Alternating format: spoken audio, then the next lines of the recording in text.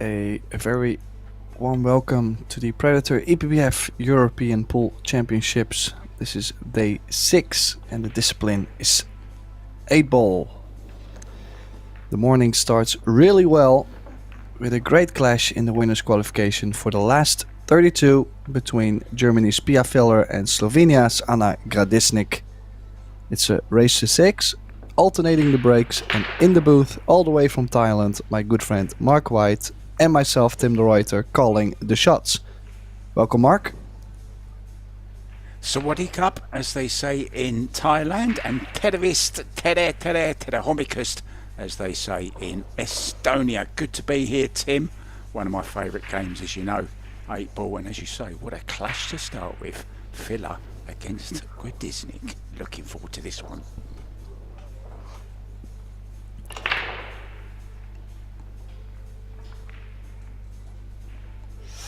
As you can see, Pia won the leg, so we'll be breaking off in the first rack. One of the most important aspects of the game, but especially in 8-ball. Makes a 6 in the corner, and I think she will like this spread for opening rack. Looks good. For sure she's starting with a 4-15 combination. Stripes looking really well, Mark. Yeah, and I'm glad you pointed that out, because I do a lot of commentating on the Chinese 8-ball, and you're actually not allowed to play one suit onto another to establish suits in that particular format. So I'm glad you said that, but in this you can play a solid onto a stripe. So now, of course, Pia is stripes. Yeah, I think that's the only flaw we currently have worldwide, basically, if you look at the game of 8-ball, where we have so many different rules. And yeah, I just wish that we could solve that in some way, because I don't think it really makes pool better. But that's not really up to me, unfortunately, so... Just something for you to remember, Tim, when you travel to China this coming month. Do not play one onto another, because it won't count. Yeah, I seen it happen in real life, to where someone played it and the referee said, well, you lost your turn. So I'm quite aware. I'm glad I'm quite aware. So was losing the cue ball a little bit. Little rub of the 3-ball. I think she might be very fortunate to be on this 11. Don't think the 12 goes. Is she not on the 11? Top left corner? The red striped? I think she just got into the cue ball a little bit too much there, a little bit too much left hand spin, and as you say, just caught the 7-ball on the way out, or caught one of the balls on the way out, which has left her in a little bit of a predicament here. I don't think she can get through to the one of the left hand corner, but does this one squeeze past the 7 or not? Well, it might be actually worth to still jump the 11, because I don't think she's on anything, and I'd rather jump the 11 than bank something. But no, she'd rather play safe, trying to block the 1 in the corner, in the top left corner. I think she's done well to do that, but Anna could come out with a very strong shot, making the 1 right now. Can she not get through to the 4 in the side, Tim? Well, she also has the 7 in the side, but if she takes the 1 ball now, she basically gets rid of her problem at the table, and then all the solids are wide open. Big shot here then in rack number 1. Pia getting out of position. How much is that going to cost her? It's going to cost her nothing. Well, it's partially true. Actually, Pia is in a really bad position here, Mark. If you look at I don't think she has a shot on the 11. She's not going to play a triple ball combination. The 12 doesn't go. And Gradisnik moved that 1 ball out. So now all the solids are available. Yeah, she's playing straight back on the 12. Knows that she has to do something. She's missed it by quite a bit, actually. What do you think about the 1 ball, Mark? Well, that's the only kind of saving grace that has come out of that shot from Pia. She was quite some distance, as you said, away with the bank shot. I'm a little bit surprised she played that, to be honest. I wondered if she could have maybe swerved around the 11 ball, Tim, and try and come rail first on the ball over the top left hand corner. Maybe it wasn't on, I don't know.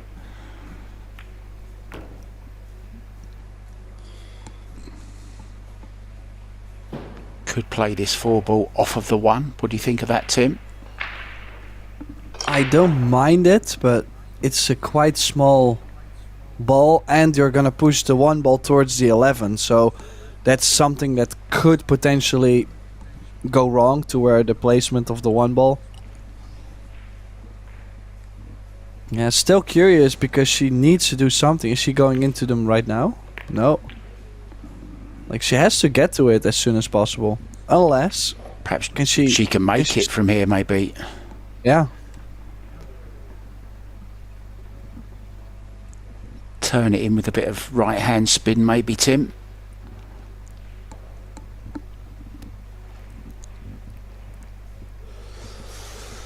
Yeah, might as well. I don't really see... Well, she could play the 4 and draw into both of them right now. Basically, kind of a last call. Or... Well, this must mean that the 1 ball does go. Otherwise, she probably would have tried to open them up way earlier. I mean, look at the angle she has here.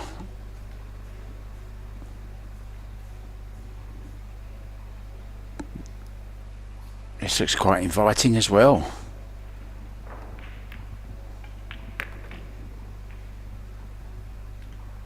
So yeah, it must go. And guaranteed position on the 8 ball to steal this opening rack, Tim. And it was Pia who was in charge. It was just that little flick, wasn't it, on the 3 ball, which cost her position on the next shot. And Anna... Wow, look at this. I can't believe she's played it like that. Yeah, likewise. I mean, could she not have played like a lot of outside spin and like a stop shot on the ball? Or... Yeah, just kind of surprised here, to be honest. Oh, what a let-off for the 26-year-old German, reigning straight pull champion. And I believe she won this event last year as well, didn't she, Tim? The 8 ball, is that correct? I'm not too sure if she won the event. I actually do not recall so well who won the events every year. But Gradisnik definitely is one that doesn't travel as much. I know she did have a child together with Roberto Bartol in the last year, 2 years. So she's just really trying to do the family life right. And yeah, one that doesn't travel as much, but every time she plays something in Europe, she is like basically placing last 8 or better. So a range between either winning the event or semi-final, quarter-final. So she is one of Europe's best player if you look at the results.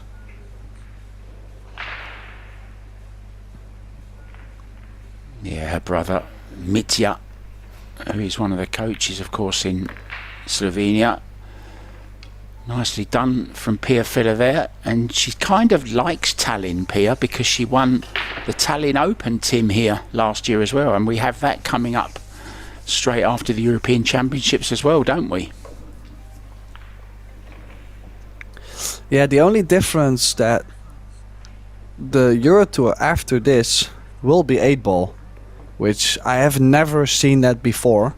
And I've been playing the Euro Tour for, well, I would say like 10 years now. So they're trying to do a mix of 8, 9, 10 and rotate that. So that will be interesting.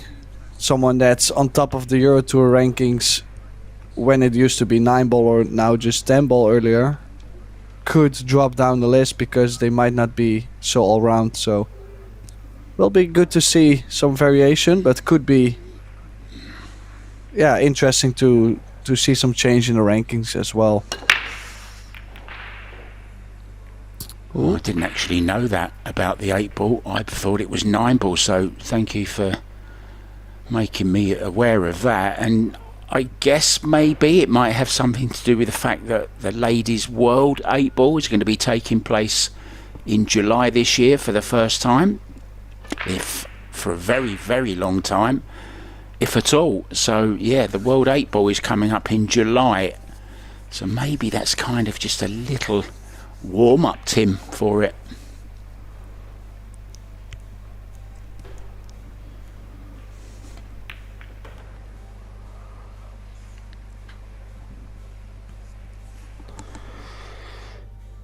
Well, let's see what we have here.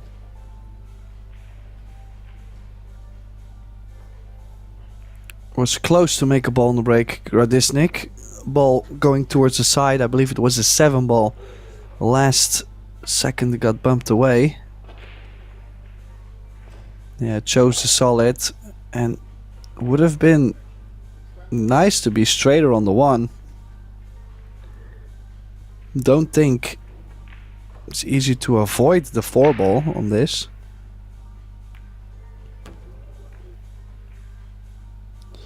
But she's played a deliberate bump on the 4.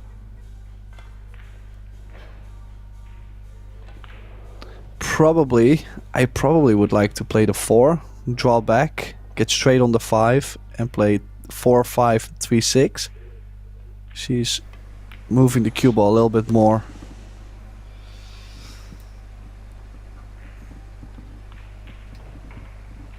Would you say there's a few similarities between 8 ball and straight ball, Tim, rather than any other, other than the rotation games?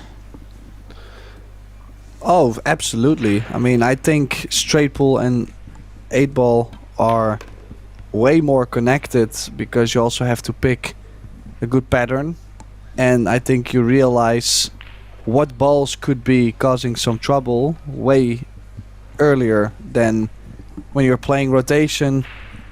I feel like it's so obvious what is a problem at the table and what not, because you go in order. So basically you can see like, oh, I have to do something with the 6 because you need all the balls. Yeah, good point. And whereas there's no actual break ball to be getting position on in 8 ball, of course, but you are looking for that key ball that's going to lead you best to the 8 ball. So that's another little similarity as well. And she's nicely on this 6 ball, Tim. She's looking good for 2-0.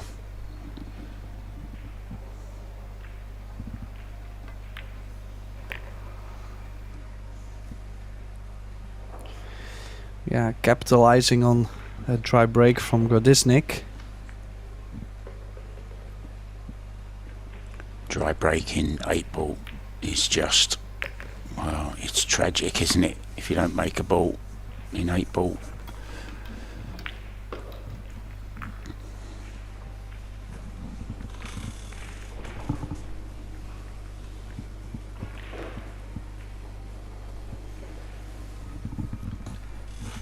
I suppose we should congratulate Conrad Musician, shouldn't we, on a great win in the 10 ball yesterday. And I heard Josh Filler on the commentary for that, and I tell you what, I think our jobs might be in jeopardy, Tim, if ever Joshua Filler decides to become a commentator. He was very, very good in the booth, I thought. Well, the good news is I don't think he's going to stay away from the game, so we might have a chance to still get in the booth. You keep playing as long as you want, Joshua. We're just fine here. Thank you very much. You're welcome to pop in any time, though.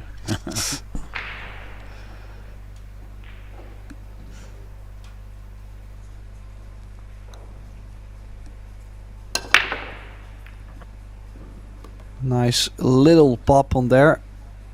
Not trying to do too much, just trying to make one of the two balls on the side.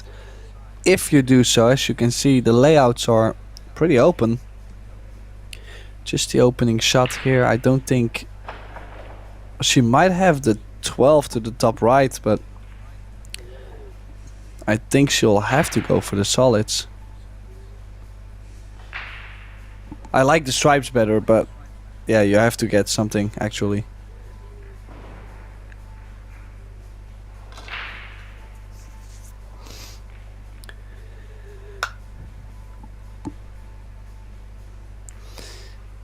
Yeah, also I had the pleasure to do commentary yesterday on the women's final between Sara Roja and Alara Ghaffari, the 20-year-old from Turkish Cypriot that won her first title in the women's division. A lot of nerves, first timer, but she managed really well. Congratulations to her as well. And Henrik Larsson, probably the best wheelchair player on the planet at the moment.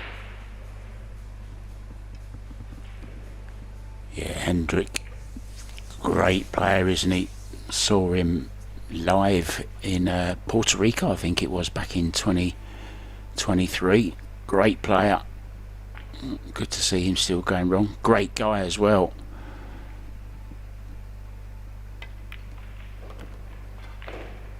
I just want to say something, Tim. For those of you who don't know, I've been in a wheelchair now for about 20 days, and hats off to you guys that are in one always, because I tell you, Tim, it's a completely different life when you're in a wheelchair and you're struggling to get around, and it's just everything's so different. So big kudos to all you guys and girls in wheelchairs around the world. I think you're absolutely fantastic, and next time you see someone, just give them a little smile and ask them if they need anything, because it's a tough life in a chair, it really is, and I'm just glad it's only temporary for me.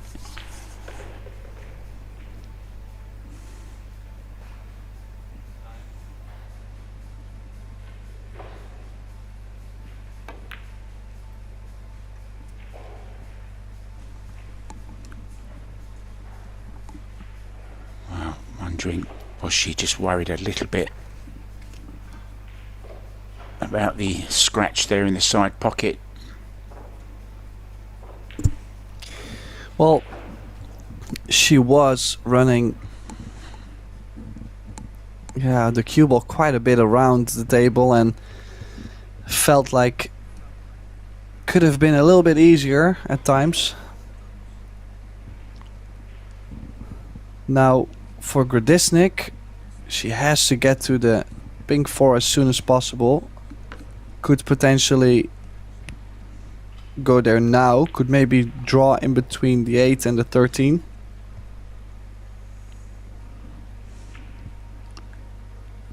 It's very difficult, isn't it, Tim, when you're only playing a particular discipline, probably maybe once a year, like these ladies are. There's not a big 8-ball tour or anything like that. It's mainly 9-ball that they're playing. So when you're coming to play 8-ball, it really is a game of patterns, and to learn those patterns you need a lot of experience playing it, don't you? Which they just don't get.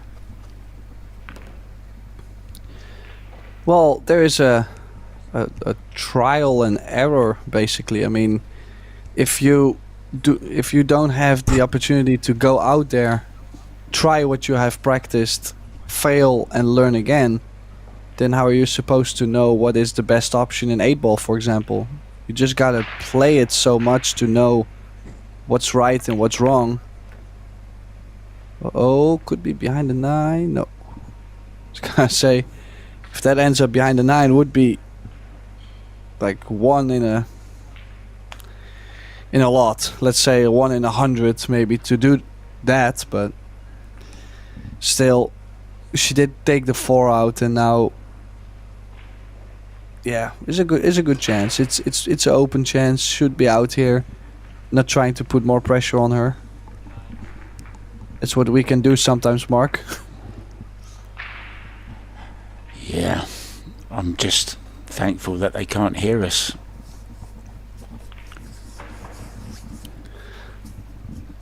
I think it would be quite interesting if we would give them earbuds so they can listen to the commentary at the same time while playing the match.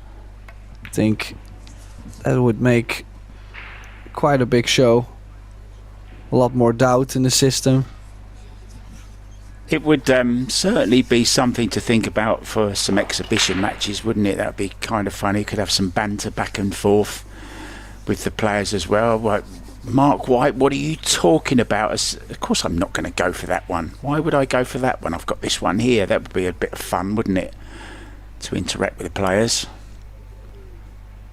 Well, it is our job to get them to doubt. I mean, that's what we do.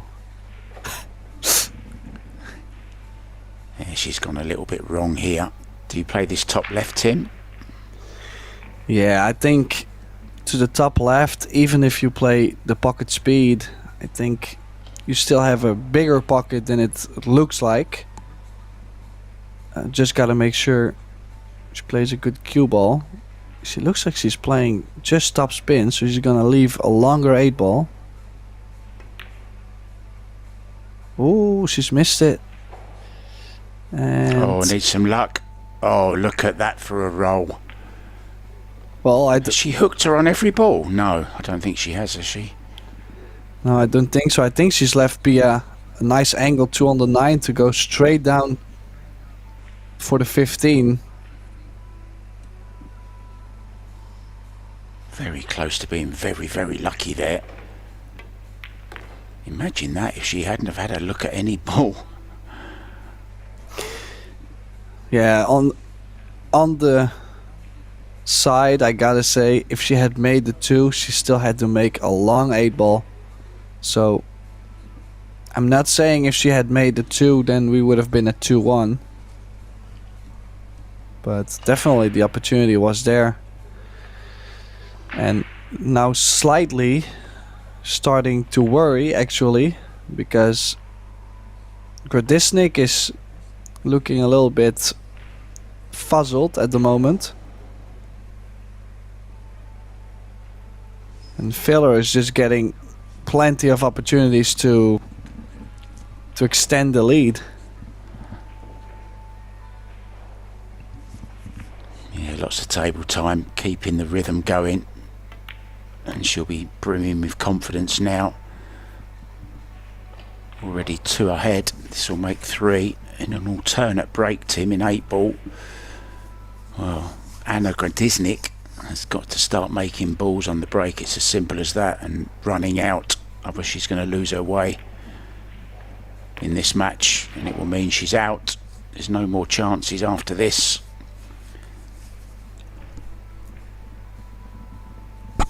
This is a winner's qualification match.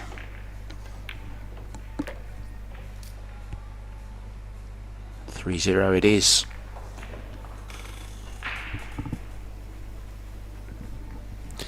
Yeah, as you can see, Gradisnik leaving the arena. She desperately wants to leave the arena, in my opinion, because things are not feeling too great at the moment. I know it's an early morning match, so I mean, there's so many factors. She might have slept not so great, or her child was waking her up every hour. I mean, there's so many things that could have happened causing the performance she's having.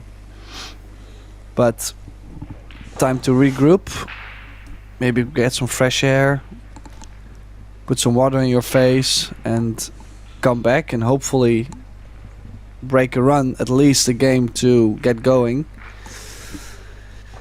On the other table, as you can see, Mario He from Austria and Tobias Bongers from Germany going at it. Let me see what the score is on there. Yeah, Tobias is the man of the moment, isn't he? Having won the straight pull, had a good run in the 10 ball as well.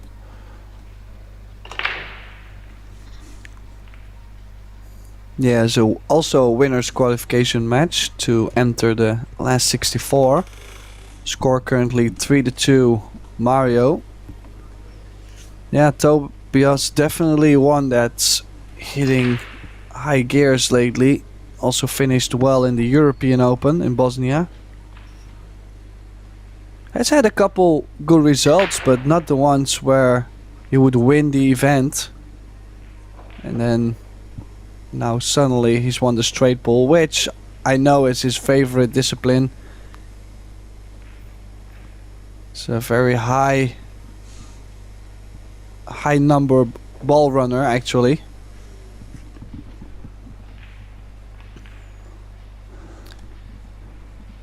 Another player we saw, Tim, I believe it was in the women's 10 ball, was Angeline Lubinaz. Remember, she was leading against Jasmine Ocean for some time in that 10 ball. She's playing at the moment in the 8 ball, and she has a 4-1 lead in her match there.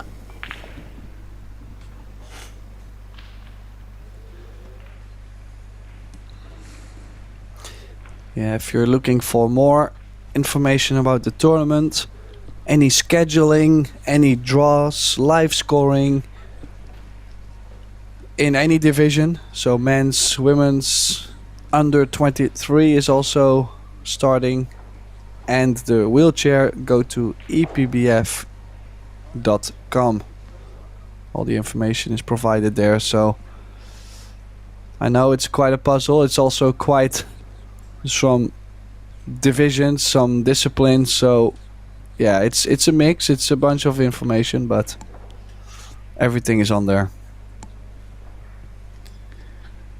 Just a little question for you, Tim, regarding the table tapping. Now, instead of using the hand rack or template rack, they are tapping the tables, just making little indentations in the cloth to keep the balls together nice and tightly. For example, we've gone from 10 ball, now we've gone to 8 ball, so the tables have been tapped for 8 ball as well, right? When we go to the 9 ball, does that table tapping interfere at all with that area around the rack if you're then going back to 9 ball? The only kind of shot that it could interfere is when you are playing very soft over the dance, because then the cue ball is losing its track just slightly.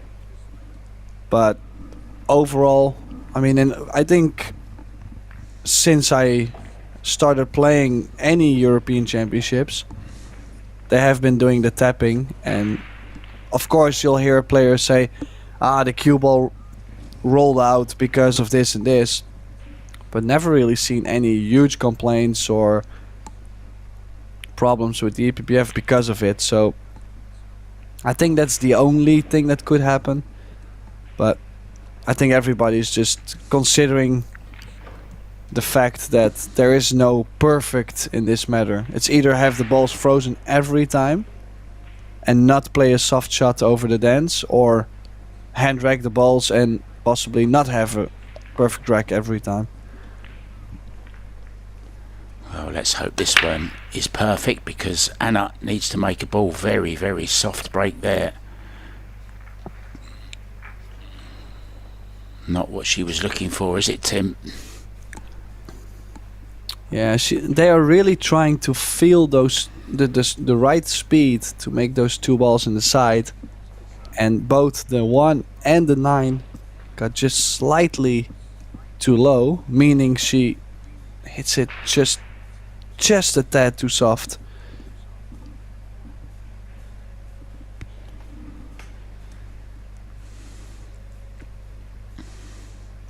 Would you be breaking from the centre, Tim, on here if you were playing this tournament now? Yeah, or maybe just slightly out, but I think you have to take the opportunity to make one of them in the side. That's the high percentage one, I feel like.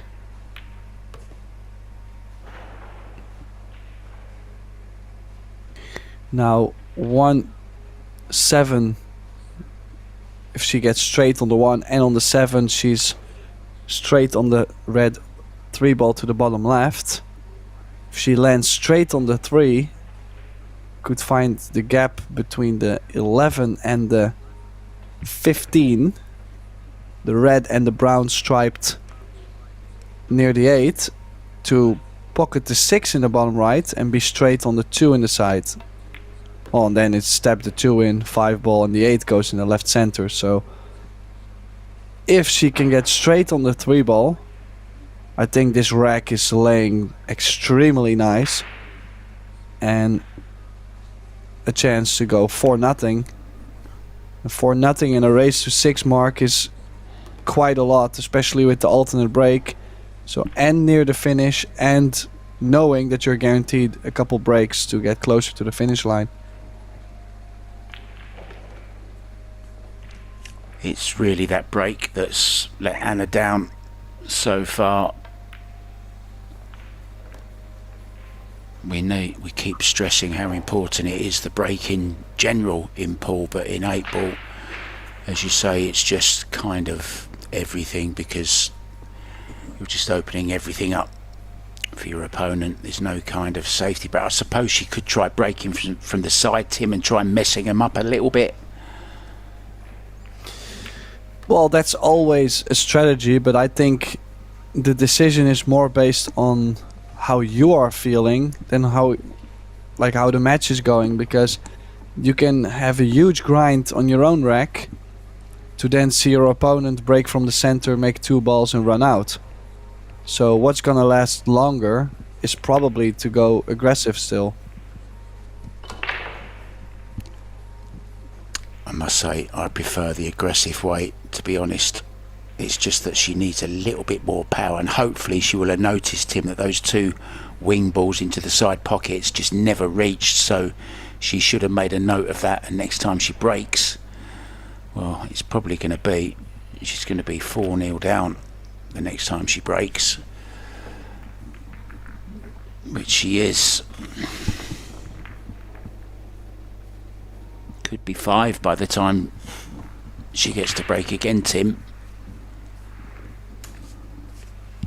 Yeah, and if you look at it overall, I think Pia has had only 1 dry break.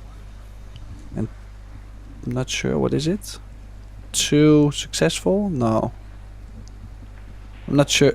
No, she did not. Yeah, she did start breaking, so she had 3 breaks. 1 not successful, and 2 she's made a ball in the side, so the percentages are rising for her to make a ball in the break. 66%. Yeah, looking to get on the hill. Looking to make the blue 2, and not too sure what ball is on the other side. The yellow 9 ball on the side. Look at the 2 ball, go straight in. And could go either way. The only thing this time is that the 7 ball is locked. I don't think the 7 goes to the bottom right, bottom left in this view. And the 11 ball's locked, but she could go for a 4-11 combination here, Mark. And after, I think the stripes are pretty open if you can get on the 13. I like that play.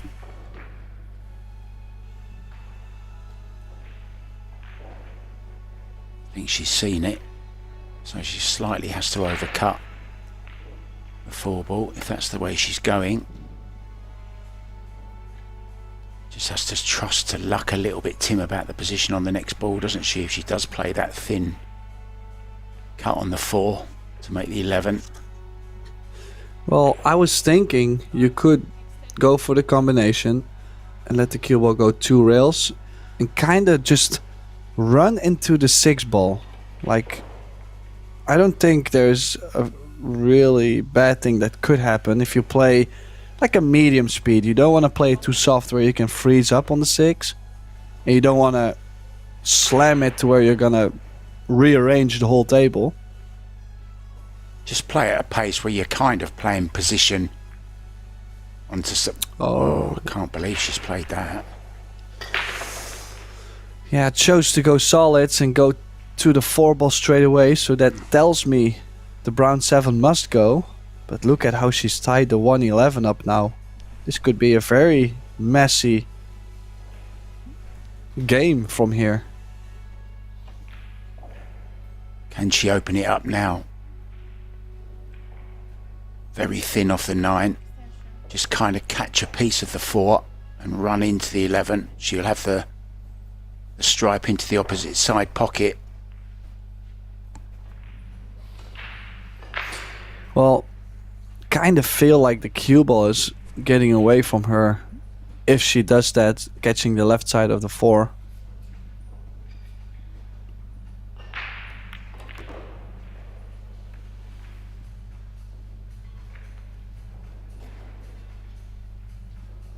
Oh, it's gone slightly worse. There's another solid tied up now. Still the problem then, Tim, it's going to be that 11 ball, isn't it?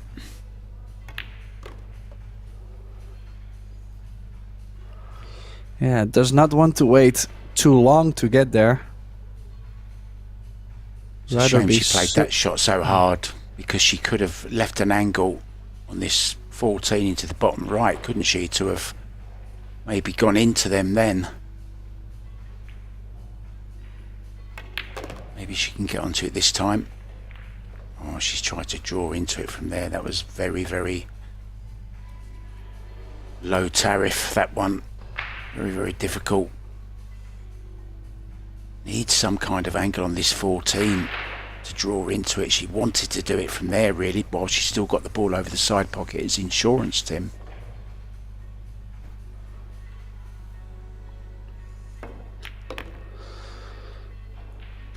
Well, I think she's got pretty straight on the 14 mark. This is a problem usually with just starting to make a couple balls and then trying to open up the 11. The great 8-ball players see the problems very, very quickly, a bit like straight pull. See the problem and deal with it as soon as you can. Yeah, just ran out of energy, but it's okay. It's okay, Tim. Just to get to the 15. Yeah, still tough shape. Not sure whether she runs into the 6 or the cue ball might travel 2 rails. Might go to the center of the table. How is the speed? She is slightly short. Needs another good positional shot to get to the 8. Maybe the 8 in the left center. I think that's what she's playing for. Would be nice for Gradisnik to get that game on the board. Feel she really hasn't been herself that much in this early morning match. Ooh. Used all of the pocket there. Slightly more cut on this 8. She's really grinding to get over the finish line. It's been a really tough out, this one, hasn't it? Yeah, well done, Anna.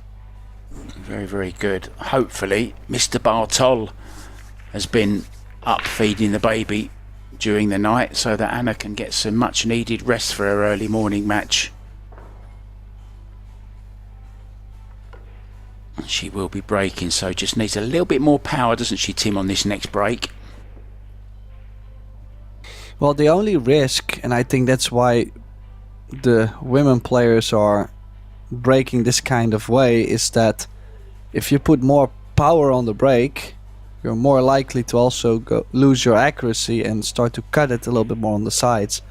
So she needs that same aiming, same head-on hit, but then just a little bit more oomph into it, you know, a little bit, yeah. Just We snap love it a a bit little of more. oomph. You need a bit of oomph, a little bit of pop. Once you pop, you won't stop. That was better. This time Tim did make the one in the side. Much better break.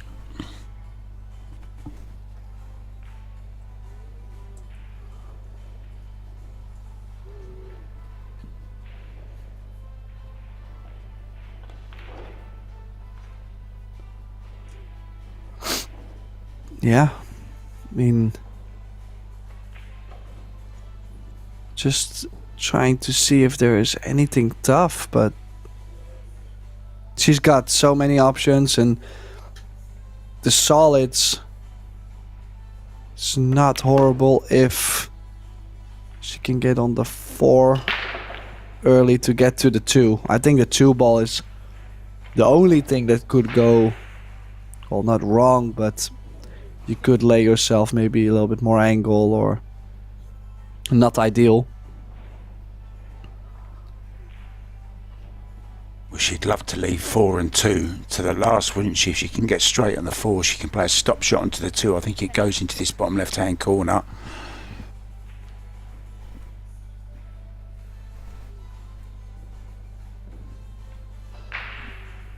She's taking it now, taking your advice, getting it out of the way early.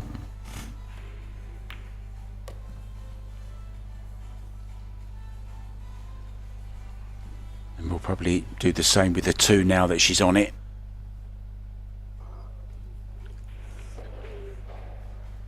Yeah, with that 6 ball hanging over the corner, not really that much that could go wrong when she's played towards the 2. But it's nice to have that 2 ball out, you know. I know it's more traveling. Usually I like to start at the top side of the table and then travel back down. Oh, what has she done there? Why did she draw into that? Why didn't she just run it through? Well, the She chose 8 to did draw go. into the cannon. The 8 did go to the bottom right, so I see no reason why, Mark. It's the jump stick. All sorts can go wrong here. She could follow it in. Oh, she's okay. She's on the 5 ball, Tim. Well, I gotta say from here it's a tough finish. It truly is. It's not. I'm not trying to make it any more drama than it is, but she's straight on the 5, so she has to draw straight over to the left side of the 3 ball. If she lands straight, that would be horrible. And as you can see, the 8 doesn't go to either bottom corner, so still has to play a good shape from 3 to the 8, and she's missed the 5, and this is just positional play. This has nothing to do with shot making, or this is just the knowledge about, yeah, basically the pattern. I think she played, the mistake was on the off the 2 ball when she drew into the 8 ball when she didn't really need to. She could have just run the cue ball back to the centre of the table. 6 ball was waiting over the corner.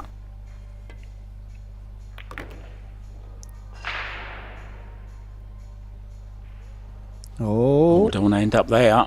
Well, just a little hiccup. Not from me for a change, Tim. Not from me. I was just going to say, I mean, I know someone else with hiccups, but well, I gotta say, to go 2 rails and land exactly frozen to the 13, to where your only shot is this 12, it's kind of low percentage, but she managed well. Now, I would leave the 13 as it is, get from the 10 to the 11. The 11 is one of those balls to where she doesn't have too many options to get to the 11 ball. So could also play the 9, just go to the 11 and then use the 15 to come back down table. Yes, nicely done. Very, very nicely done. Play the 11, 15 and then come back down and finish her work. The 10 and the 13. minimal cue ball travel from here on. You don't want to keep going up and down. It's a good chance, Tim, for Pia to get on the hill.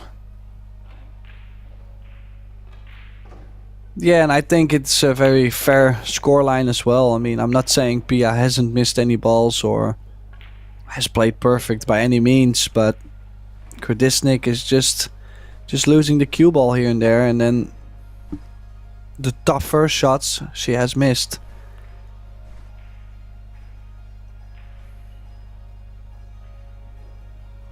I mean, she ran out that really difficult rack, didn't she? The one where she had that 11 ball tied up over by the side pocket for most of the game. I mean, that was a great out from Anna. And then she had a nice open table and the mistake came.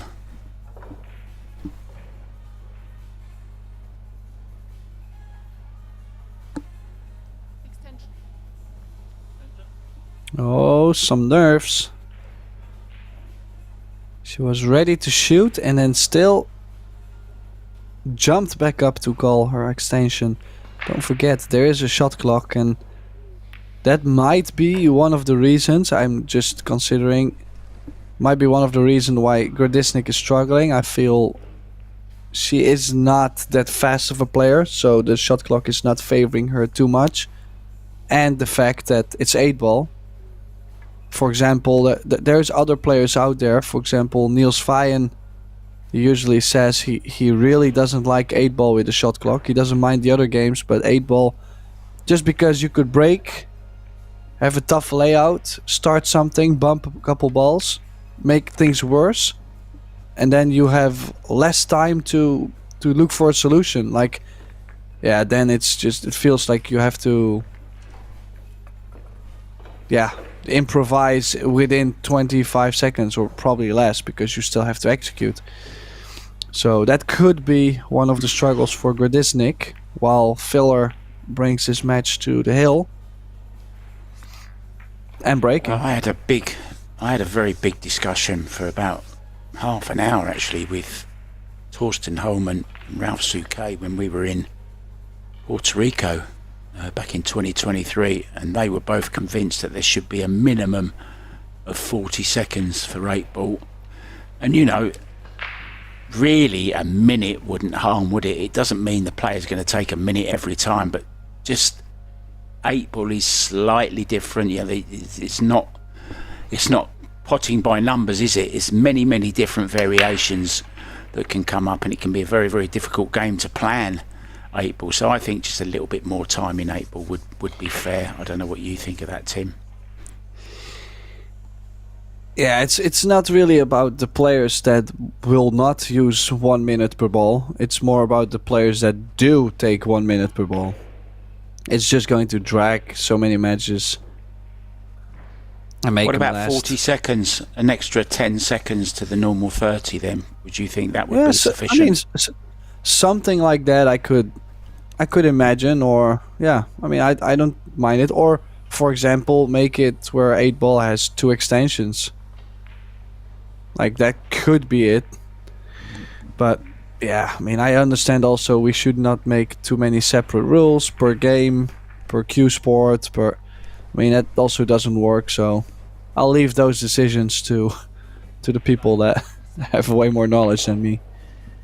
Yeah, but at the end of the day, you know, they are different cue disciplines, and you can't say you can have the same set of rules for every type of cue sport. You know, different games do have different challenges. So I think maybe, in my personal opinion, not that I'm a pro player or anything, so it doesn't really affect me, but I think 40 seconds would be a fair, you know, a fair conclusion to come to. Anyway, that's just me. Back to Pia Filler on the table, on the hill, looking to go into the last 32 through the winners' qualification. Mario He and Tobias Bongas 4-4 at the moment on table number 2. There you see Mario He if you want to nip on over to Pro Billiard TV. That's on Well, table 2. I just heard that Mario dropped his chalk on a ball and made a foul. So possibly had a chance to take a lead and ruined it by dropping his chalk. Oh dear. Well, if we go back to this match indeed, be at the table to close out this early morning match. And has the stripes, possibly 2-row shape around the one. Interesting. We'll have to run a little further to get on the 14. She has. If she gets straight on the 9, I would possibly think this is over. Not sure what she's gonna do with the 8. I mean, the 8 looks like it doesn't go in the bottom left. Ooh. She's got that really thick. Goes in the centre, Tim, doesn't it? The left centre, the 8 ball. She's got to drag this in now for position on her final stripe into the same pocket. And that looks just about perfect to me. She can even stun up and play it into the bottom right hand corner also as a slight angle. So choices for the German, for the reigning straight pull champion, looking to do the double with the 8 ball.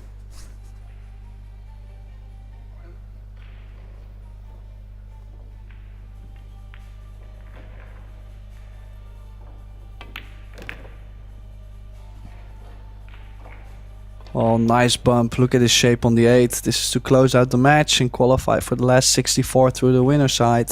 Winner's bracket. I fear Gradisnik will have to go all the way through the loser bracket. There it is. So Pia Filler wins the match 6-1. Nice performance, not too many mistakes.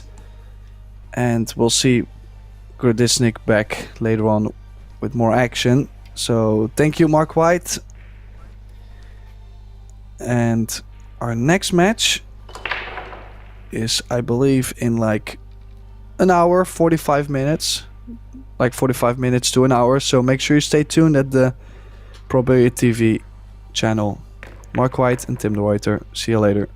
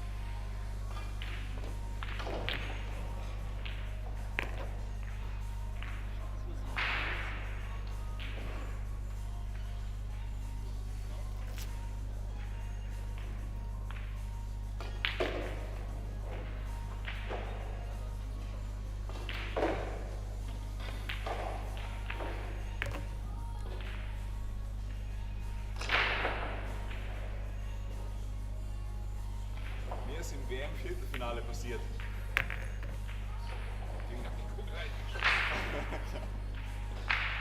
Alter, trotzdem, bei mir ist WM-Viertelfinale gewesen. Das ist viel schlimmer.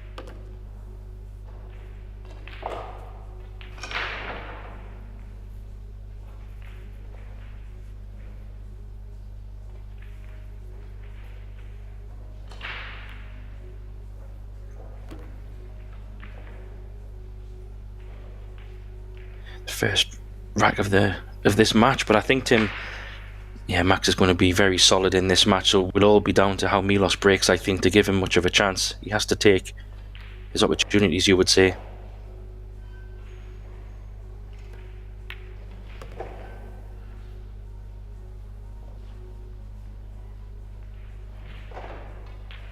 Yeah, I agree.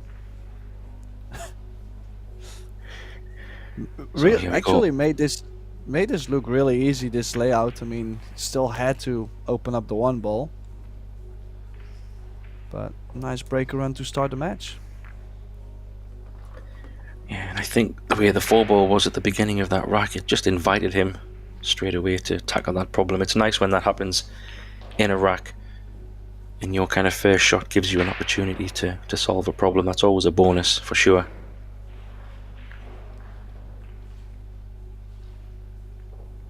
So players racking their own. We do have a shot clock in operation. There's a 60-second shot clock for just after the break. Once the players have broken, they will have 60 seconds and then reminded 10 seconds before that timer runs out. And they can take a 25-second extension if they need it.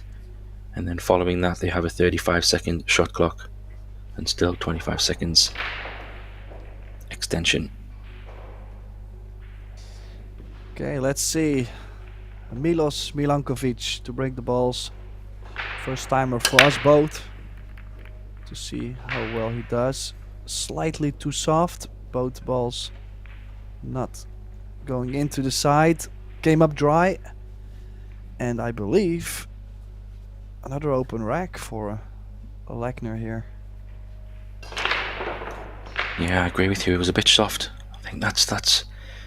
I was noticing when seeing all the different breaks over the last few days. I think power seems to be your friend on these breaks. People trying to massage those 2 balls below the head ball, into the side is tough. I think going for power and control.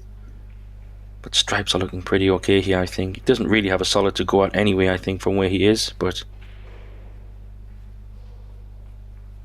unless he's taking the 2 ball. No. I think he's playing the 9 ball here to hold for the strike in the centre of the table here. Nicely done.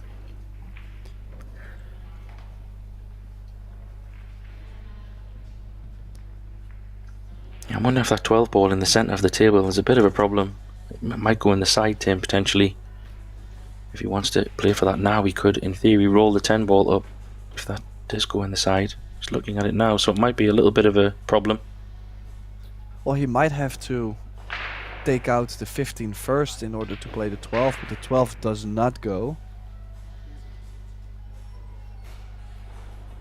Yeah, this is quite the puzzle. I mean, sure, most of the balls are available. The 12 is still a little bit tight, so it's to open up the 12, but also that 14 is not very available. So he's probably going 2 rails towards the 11.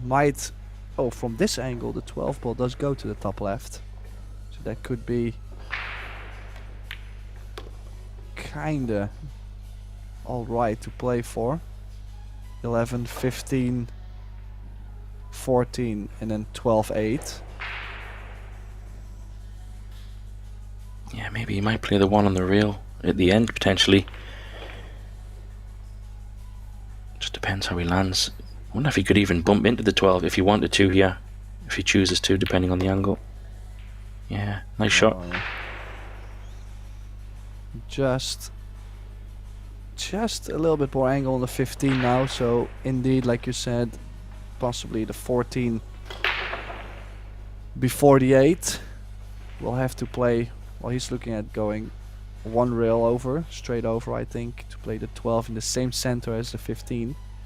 Just gotta make sure he lands straight or slight angle to the left to get to the 14. This could go wrong. This is a shot where most of the players struggle. Yes, I think he has the wrong angle. Yeah, I think you're right. Just a little bit off angle. I don't know if he can draw and go 3 rails. Can he put a bit of a stroke on it, Tim, and go 3 rails all the way around and avoid that 4 ball, not sure. Yeah, this 6 ball, sorry. Wonder if he can avoid that. Don't know. Well, I think he's playing to bump the 6 softly and take the cut. I don't think there's much more. Yeah, good call. This is a tester.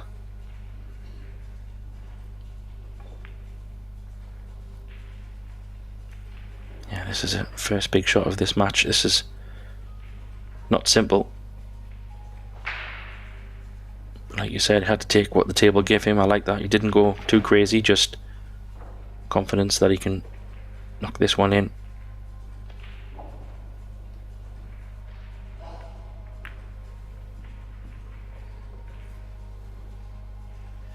Yeah, has missed it.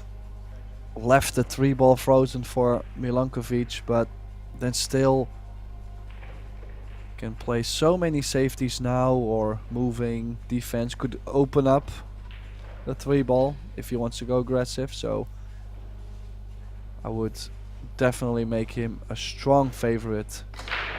He's playing safe already. Yeah, has he left an edge though? Not saying Max can do anything with that, but I don't think he's hooked him. He might have a very thin edge, but in these situations, like you say, the advantage of Milanovic has here is just so big. So unless Max can come up with something creative. Well, if he has an edge, there is a cross corner to the bottom left. It's really tough, but with a lot of spin, you could.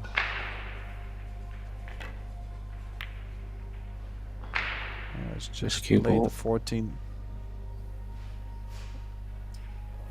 Yeah, I was trying to leave a tough shot on the 1 ball there, I believe. Very long, but didn't get the cue ball all the way to the rail, so we'll have to shoot here, unless... Oh, the 6 ball goes as well. He could take this on without even leaving a shot on the 14 in case he doesn't make it, so free shot. And first chance for Milankovic to gain some rhythm, some confidence, and possibly a wreck on the board. Yeah, and it's nice. This is kind of a nice way to start for him without any stripes on the table for traffic, really. If he overhits or underhits, he has quite a few options to help him. Not much in the way of blocking balls, so like you said, this is a good frame to him just to get his arm going, so long as he does take them out. But this is all about just personal preference now for him. Choices, he has so many options.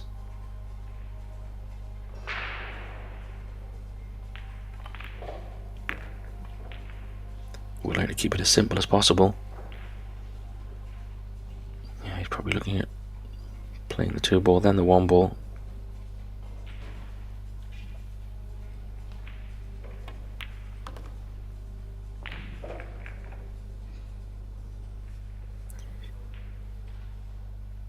Yeah, this is just what he wanted.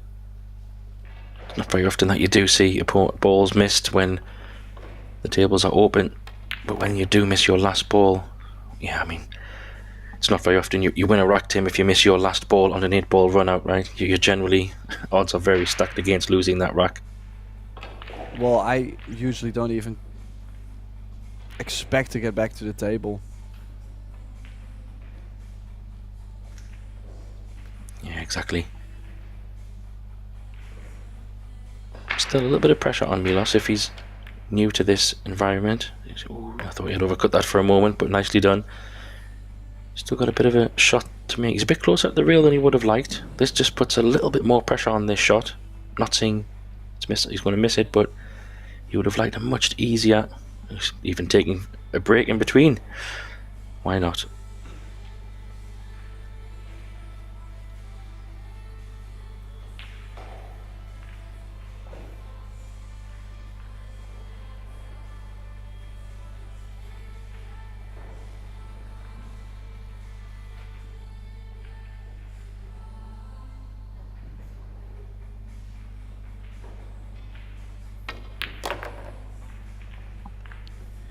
Well, put on a good stroke there, just slightly off again on the 8. Still, he's pretty near, so a very doable shot. As you can see, quite in between. Yeah, but I like you took a little bit extra time on that last ball. You could just tell he knew the importance of that shot. So he even went for a little drink of water, come back, and yeah, it's important for him to take that rack, because you see so often when maybe the less stronger player can easily donate frames back to a top player. It's good to take them racks early on and show Max that, hey, you've made a mistake, I'm going to punish you for it. That's what he needs to do to stay in this match.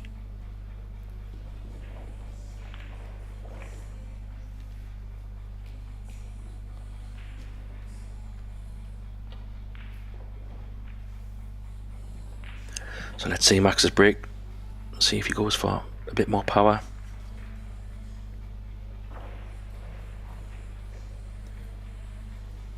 Watching a bit of Albin's match yesterday as well, and he was hitting the break probably 100% full power, absolutely crushing the break. Very contrast to some softer breaks. Yeah, that wasn't. Yeah, he's got that centre ball and the four railer potentially. Nice. Yeah, just a cue ball at some point was scary. Got 2 bumps, almost disappeared in that center pocket, but stayed on the table. And as you can see, there might be a 12-1-2 combination to start. Then right after, I think all the solids are open, Graham. Yeah, fully agree. I was just curious on the angle there, so it's good to see a camera angle there. I think it's worth the risk to him, because there's a problem there and it needs to be resolved. So if he can tackle it straight away, I think it's just about his position after the combo. Well, it's also he doesn't really have any other shot at a solid, and I'm not a big fan of the stripes in this layout, so I really don't mind to play the combination here. Yeah, he has. Balls are open. Good chance. Yeah. So problem solved. Probably going to take maybe the 3 ball now. It's a little bit of a thinner cut, but he does have an option to take it now.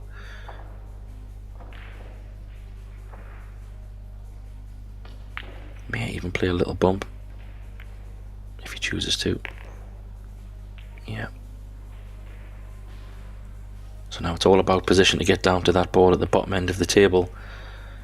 He needs to puzzle these 3 balls out in the most convenient way to get down there for that 4 ball, because that will be his last ball towards the black.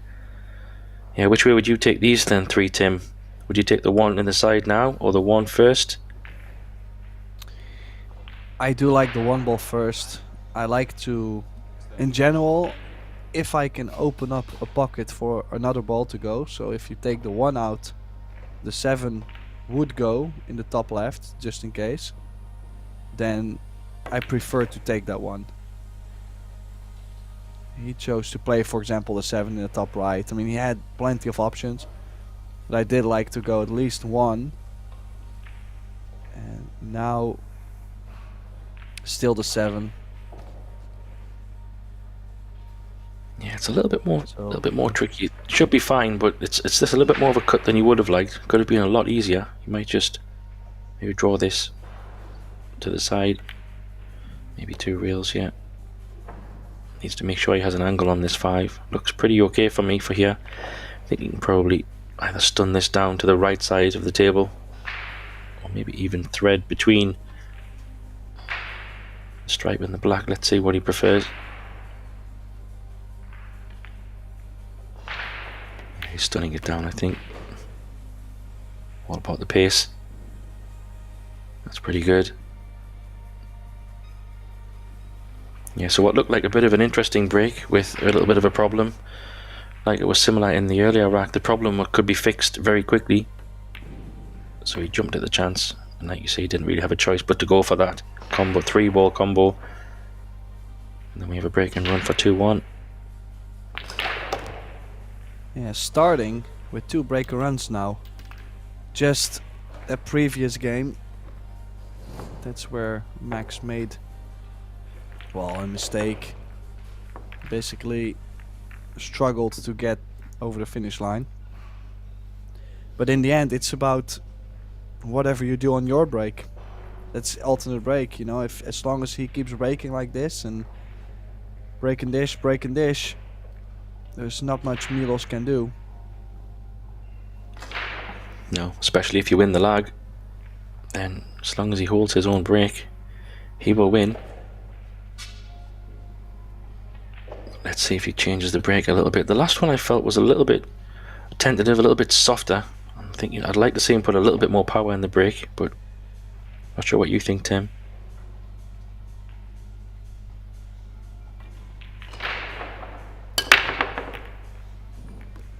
Well, this That's time, okay. a much better break. Well, you always need a little bit of luck. I mean, you need to have the balls to spread. And as you can see, 7 and the 15, both browns, but one solid and one stripe being together. Could opt to shoot that right away, go for the 15. But yeah, it's definitely could cause a hiccup. Yeah, exactly. And judging by where, you know, the 10 ball, the 1 ball, just down next to where the black ball is as well, there's a few, like you say, a few little problems here. If he does go for the stripes, he can tackle that problem now. But he's looking down the table, so maybe he's thinking taking solids potentially.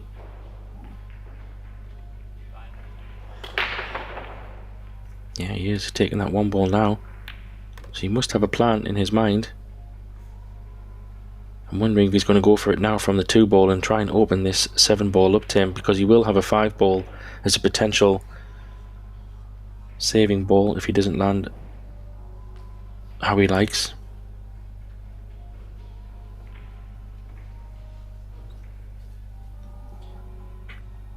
Yeah, I like this 2 ball. Open them up. Yeah, I like the fact that he's going straight at the problem. Good shot there. Look at how well he pushed the 7 ball over the side. Yeah, that'll work. So nicely done. And now all of a sudden the balls are looking very nice, and where the black ball is, you can see that 3 ball is probably a good ball to get on the black, because I think it does go on the bottom right, so it's all about the pattern of the other balls here. 4 ball needs a bit of attention.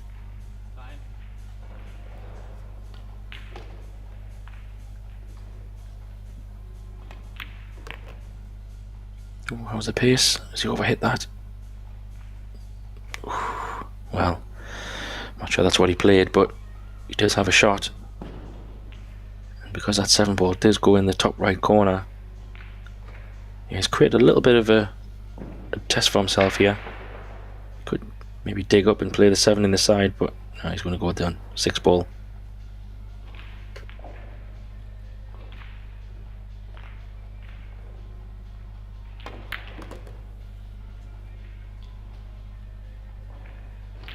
I mean, it is a little bit tricky here. Awkward queuing, dead on the rail.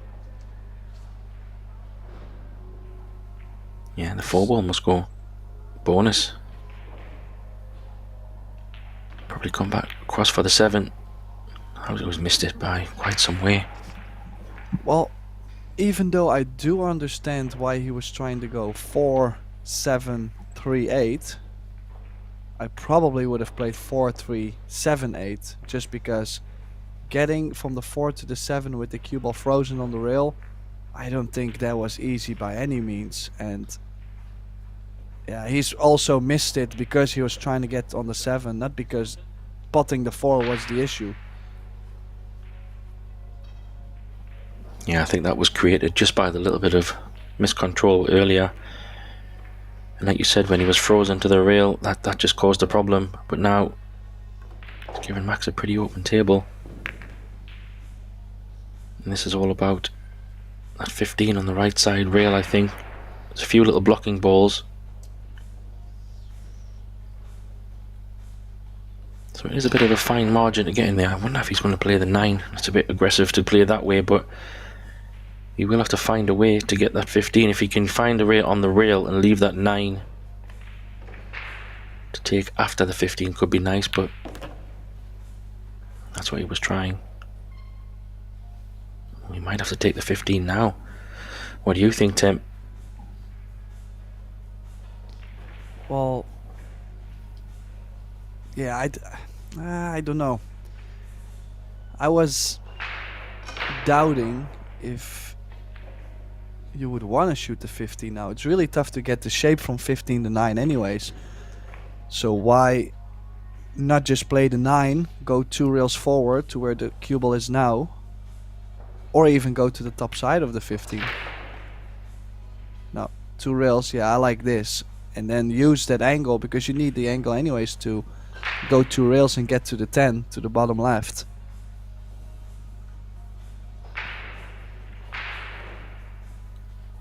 Yeah, it's a bit of a thinner angle, and he has already played. He's already missed one of these. I'm not saying this is a missable, high percentage miss shot, but he has already played a thin one before.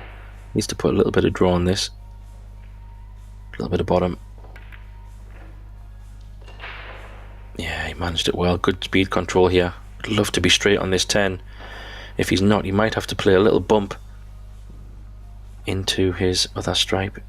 Yeah, the 14 just bump into it. Maybe he can still go forward. No. Maybe. It's hard to tell if he's going to kick.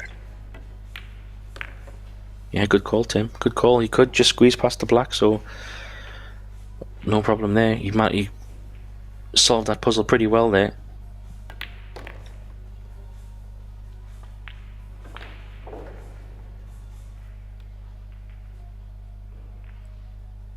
This is what's going to happen. You're going to get punished if you don't take your chances.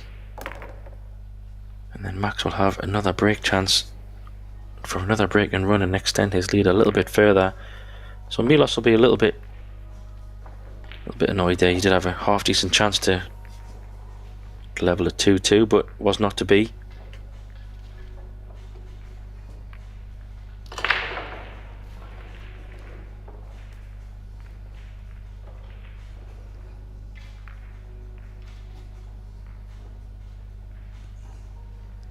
Well, you gotta say, strong performance so far from Max. Only that second game is where he didn't clear up on a mistake from Milos, but besides that,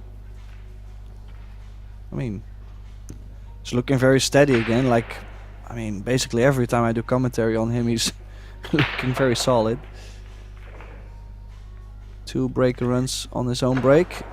Let's see if he can produce another one. Yeah, I think he's really been breaking solid with those balls in the side. There you go again, straight in. Absolutely wired. Quick glance. Black ball's a bit tied up. 2 balls a bit tied up. But there's still options. He's looking at the combo straight away. It's interesting. Wow, could he play a 10-2 combo and open the black at the same time here, Tim? If he really wanted to.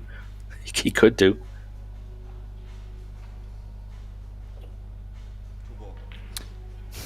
Yeah, I think he might. Yeah, why not? I was gonna say you said it with a giggle, and the first thing coming to my mind was, well, what if he really does? I mean, yeah, why not? I mean, he'd be very unlucky if he ends up frozen on one of those stripes, judging by the... You have to play it with a little bit of speed, and there's 3 spots. Already over the pocket, so I like this shot. Here we go. How's your look? Oh, wow. There you go. What a shot. But again, it's funny, Tim, like the last 3 racks that he's had a problem at the start of the rack, and it's presented a solution straight off the first shot. It's super fun. So funny 8-ball can be. yeah, which obviously is ideal. I mean, that's what I was saying too. Like, it's such a big difference if the balls open up so nicely after the break. Last break from Milos, he had to face that 7-15 on the long rail doubled up, and was so tough to make something happen. And if you compare that kind of run out to this kind of run out, you would say things aren't going too horrible for Max at the moment. Oh, exactly. But look, he played it extremely well, and also you've got to see these shots to play them, and then you've also got to play them. So he's playing, like you said, extremely well. And when you have this kind of offense and your opponent is sitting in the chair not able to do anything, you've just got to sit and watch and hope that somebody makes a mistake.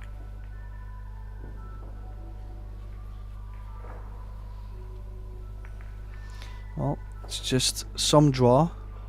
Now he's only going to draw near the side pocket. I wouldn't really risk getting close to the 11 ball at all. As you see, some players would like to get straight on the 8, and now they hook themselves behind the 11.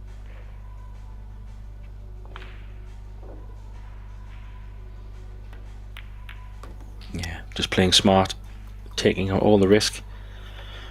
But I have to say, over the last couple of matches that I've watched, Tim, yeah, I was going to ask you a question. I've seen some very, very strong performances, and we know 8-ball is a very strong game for a lot of the European players, but I have to say, so far, I'm very impressed with the quality of 8-ball that I've seen over the last few days, and if it continues this way, I think we could be in for some cracking matches as we move towards the finishing line of this event, you think?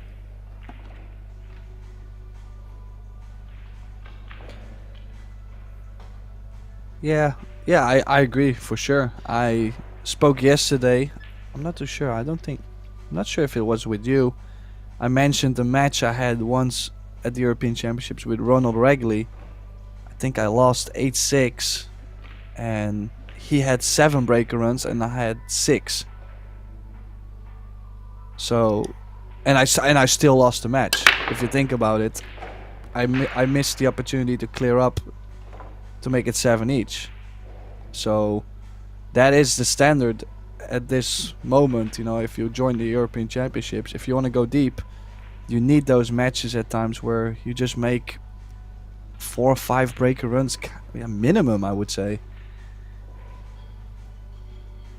Yeah, that's interesting. Yes, it was me that you mentioned that, and sorry for you have to bring that loss up again, but but you played pretty well in that match. Yeah. Not much you can do, but hey, you're right. I think that's what you said there is a really true statement. You know, if you want to go deep in these events, you have to be looking at minimum 3, 4, 5 breaking runs, because the chances are, unless everybody's going dry, that's what you're up against.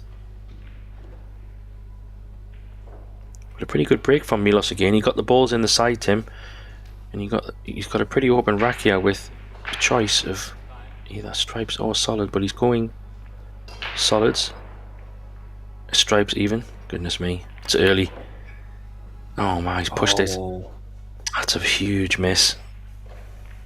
Well, also, if you look at where he's left the cue ball, like it's as in the shape on his next ball was really not there either.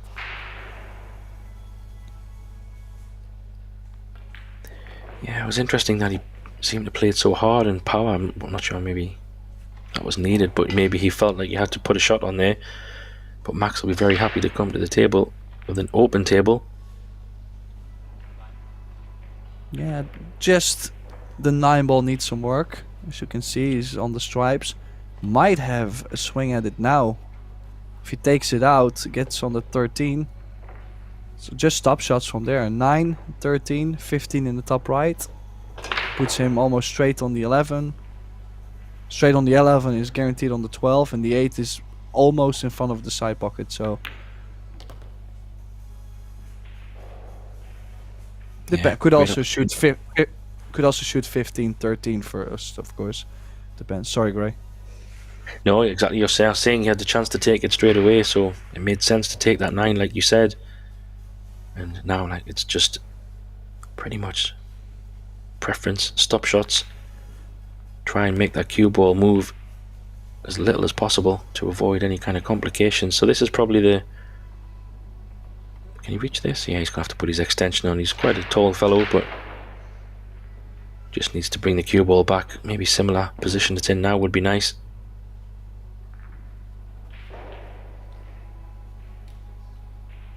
Little bridging over the 8 maybe. No, he's okay.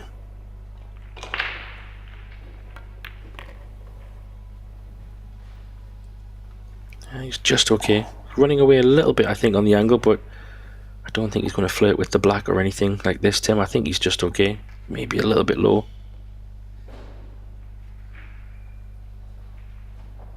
Could be camera deceiving. I think he's fine, yeah. Yeah, he's fine.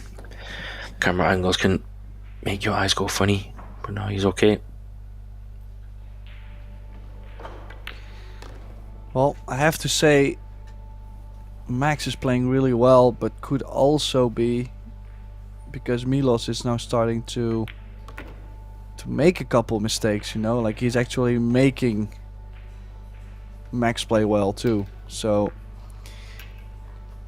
yeah, we'll need a little bit of luck basically to come back. He's 5-1 down, 4-game window, alternate break. Max has been breaking the balls well, so yeah, will be tough to overcome this deficit. I fully agree. I think that's the thing in 8-ball. It's when you're playing 9-ball and 10-ball. If you miss a ball or make a mistake, that single ball that you're going after can go safe, and you can get a bit fortunate. But in 8-ball, if you make a mistake, you leave so many options for your opponent. So one mistake is basically end of rack 9 times out of 10. So it would have to be mistake-free pool for Milos, hoping that even he can get to the table, because Max is breaking there again in that side pocket. What a break. Oh, a few clusters maybe. I actually think it looked like it was gonna cluster up, and then it really opened up. If you look at, I believe the 7 goes to the bottom left. It's very close. If that 7 goes to the bottom left, I think we could see another breaker run. Yeah, I'm not sure. It looks, I mean, if it does, that's incredible in the bottom left, but yeah, I think that's what he's looking at now. What do I do? Because if the solids are probably more favourable from a definitely first 4, 5, 6, 7 balls, but he might be taking the stripe. Yeah, but just because I think that 7 ball's a bit iffy, and he could play a combo on that 13 and 9. This one will be perfectly straight. So yeah, you might even see a combo here, Tim. Play the 12, then the 10, and then play this combo. Yeah. And I like where the black ball is as well, Tim. Sorry, Tim. No worries. I was just going to add that the only thing that I could see going wrong is maybe the 13 moving near the 5 on the combination. So by accident blocking the 13. Because as you can see, it's not perfectly straight. There is just that slight angle. But yeah, also it also sounds like I'm trying to find something that could go wrong, because yeah, no, but that's what you do. He has been breaking and running over and over, so he must be feeling good. So then usually you don't mess up these kind of chances. Yeah, but that's what we have to do. We have to look for problems that could arise. But I think what you're saying is fair. I think if he plays this at a slow speed, I'm thinking that the 13 might just stay close to the rail. It all depends how the contact is. You could even choose for power just to guarantee a shot on the 11, but yeah, you called it, Tim. Does it go? Oh, it's very tight. Maybe rail first. But one thing I just don't understand is that even though he was also playing on the 11 in case the 13 would lock up, I think playing it with more power actually made the odds bigger for him to lock up this 13. So yeah, I mean, if it still goes all good and nicely done, but for a second he's made it happen here. But that made me sweat, honestly. Yeah, I think I agree with what you're saying. I think if he played it slow, like I said, I think it could have just stayed on the rail. But in the back of his mind, he decided on the power, but still worked out okay. You just have to maybe draw this off 2 rails and thread the cue ball a little bit. He might even run into one of the solids in the middle there. Is it the 6 ball or the 4 ball? Oh, he's behind the 2. No, he's not. Ooh. Flirting with danger, but yeah, with the 8 ball being so close to the side, just had to get a look at it.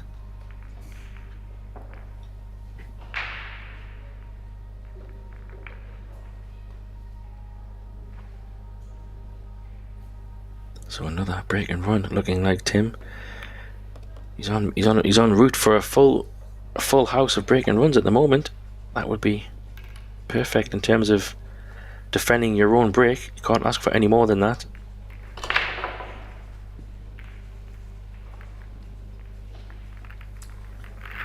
But I think we'd have to see a miracle here for Milos to get back into this match, and it would have to see maybe the wheels come off Max, but I just can't see it happening. He's been so strong.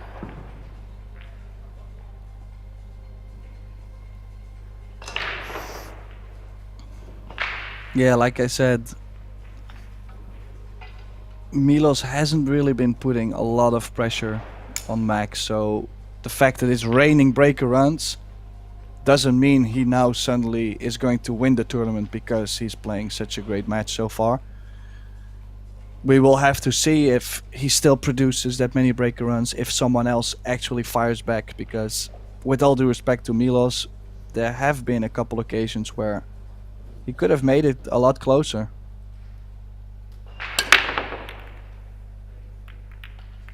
Yeah, absolutely. He's going to get the 2 ball on the top.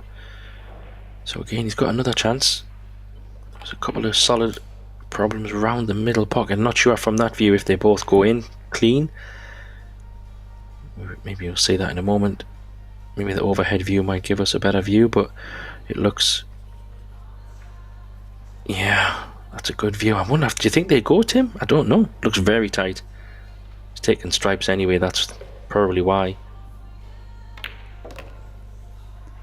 I mean, I do think the 7 goes, but the 4, I think it's just so tough to get on it. I didn't mind the stripes, but you gotta find something on the 13, possibly a bank on the 13. I'm wonder if he was thinking to play the 12 ball off the 4 ball. That's why he was trying to get back, maybe smiling a little bit, just to be a bit creative. So, does he think it might even go down the rail? It might even be able to play it past the 10 potentially. No, I don't think so.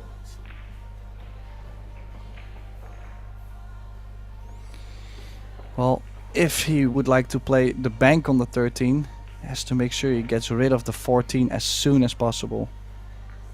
Then again, that's like, you want to get it out as soon as possible to still keep the options open. Like Yeah, play 15, 14, bank the 13 and still have shape. Yeah, I think he's going to play the stripe off the 4 ball here, Tim, and try and open the ball up. He's going to play the 12 off the 4 ball. Yeah, we get a good view from here. He's going to try to use the 4 ball to bump out the stripe. That's what he's tried. He has got it out, but I don't think he's got a shot. Ooh. Not pretty. Thought he might hit that a bit harder, but Tester now, he's in a bit of a pickle. He's going to have to go for this still. Maybe use the 4 ball as a stopping ball on this thin cut to stay on the 10, Tim. What do you think? Oh, the 13 go. Oh well, I do like to shoot the 13 if it did go. I thought it was maybe too much of a cut. Yeah, I think he's going to cannon into the 4 ball, so maybe he might still hang around the 10 for the 10, or it might even drift over to the other side of the table first, but it's a thin one. Well, could run into the 4. Yeah, that's what I thought. Nicely done, and he hit it full ball in the face as well, so stopped it pretty dead. Not a terrible angle either. He can definitely come off the bottom rail in between the 4 and 9 with a little bit of right hand spin and get that cue ball over on the long left hand rail. Tim, he's a good chance he had to run these out from here.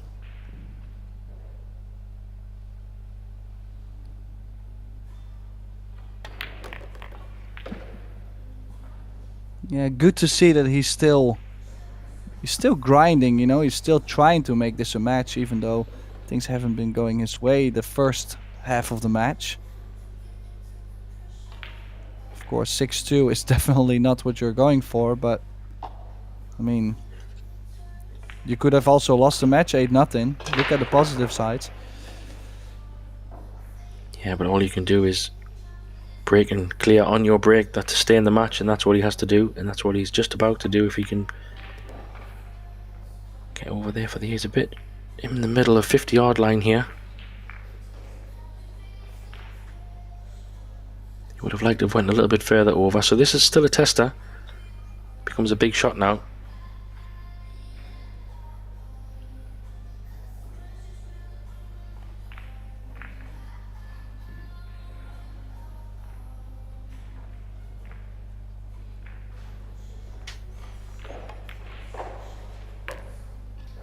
Nicely done. Yeah. So pulls one back, the Serbian, 6-2. But Yeah, I think it he's will be Max breaking, and from what we've seen from Max, well, I would say it's a pretty high odd to, or pretty high chance to have him for a breaker run here.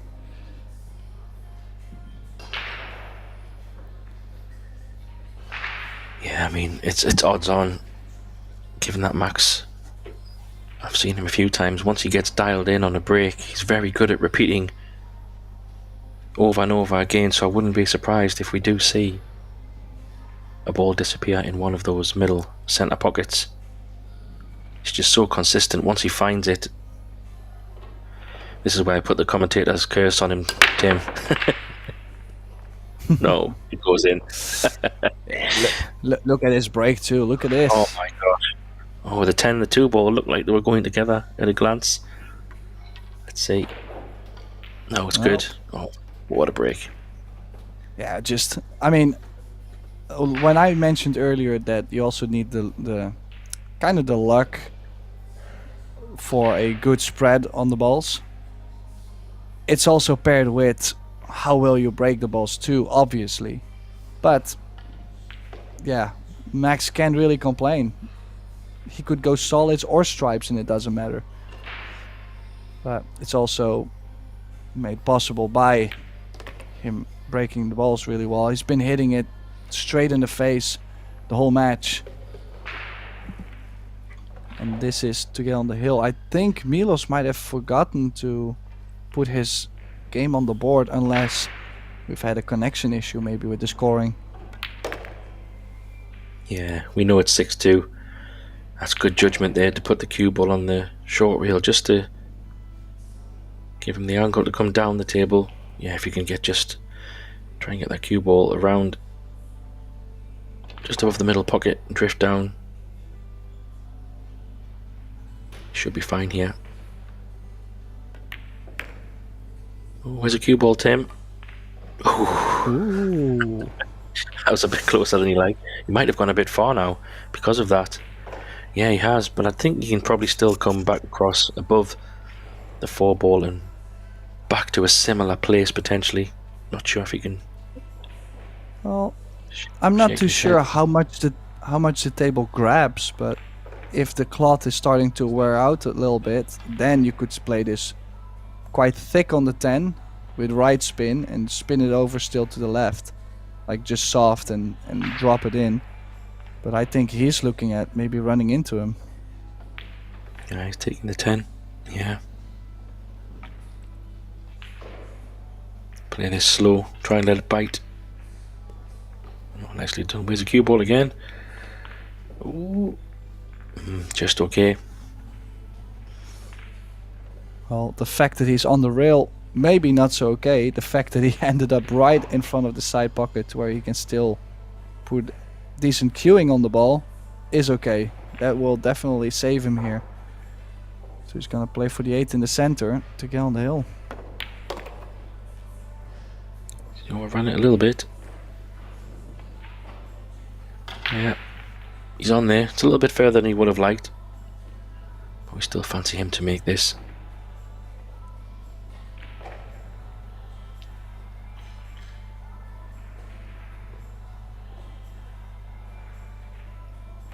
Great view there.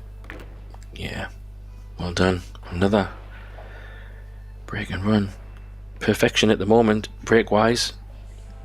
And Milos needs to do something on this break to try and stay in this match, but judging by how Max is breaking, he still has plenty of breaks left, so this is going to be quite a remarkable turn of events if somehow Milos could get back into this match.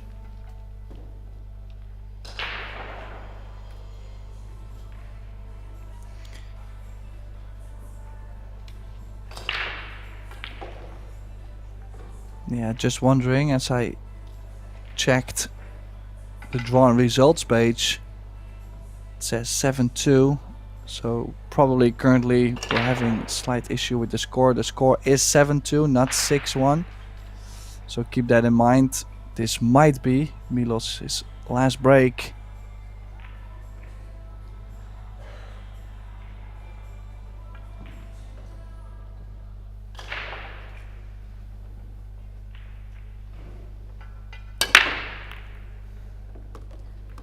Pretty good one. Yeah, he found the balls in the pockets. It's a pretty decent break, really. Lost the cue ball a little bit, but just in terms of pocketing balls, it was quite well judged. Well, it's made 4 balls on the break, and then again, if you just look at the spread for making 4 balls on the break, I don't think this is the best spread he could have gotten. No, I think stripes are not too bad, Tim. Once he makes this 10 ball, he could run forward to the left side of the table. It's a bit pacey. He's taking these ones. I thought he could have held for that one up the table first, but he's coming straight down for this ball. I think he felt a little bit awkward by queuing over the 2, so he wasn't going to try and play a soft stroke on there. He was trying to play the shot with some authority. Still has to go forward to pick up that stripe on the bottom. The 12 has to land perfect. Needs good speed. Oh, he's left himself the cut on the 12. Nice shot there. Yeah, and the black does go in the bottom right as well, Tim, so if he can get good position here off 2 rails, if that's what he's choosing. So I don't think they both go in the top left corner, so you have to make a choice here which ball he plays for, but once he can get up there,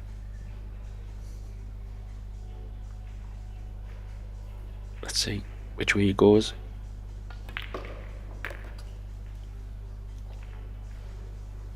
Yeah, so that tells me they both don't go in that corner, so drop this one in off 1 rail, and then a pretty good comfortable 11-8 ball, Tim.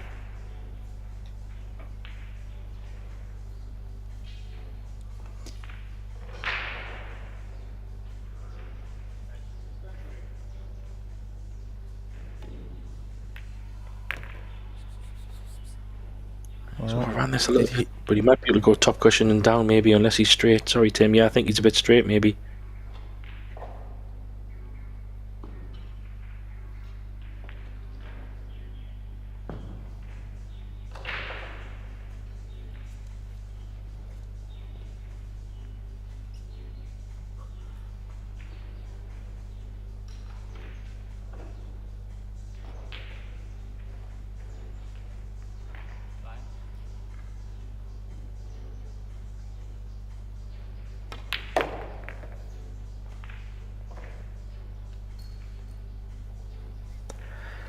Tester now. Big shot here. Stay in this match. Composing himself.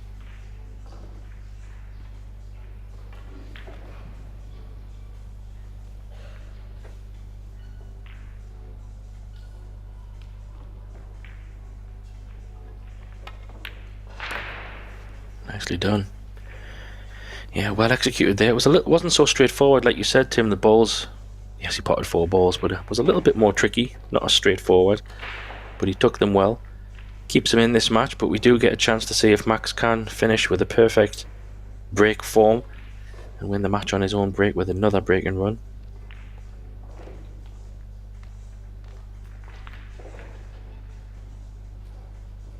Yeah, so score now 7-3. The Austrian leading.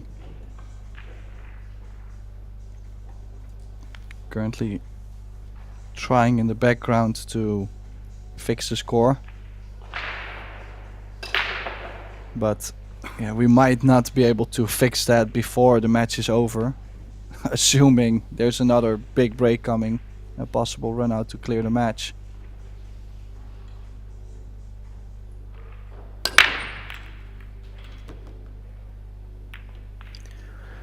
Deja vu, but where's the cue ball?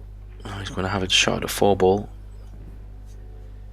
So he could be pushed into taking on solids here. Not sure if he's got a stripe in the side, maybe. There's an option. Shaking his head. Did lose a cue ball a little bit there. Yeah.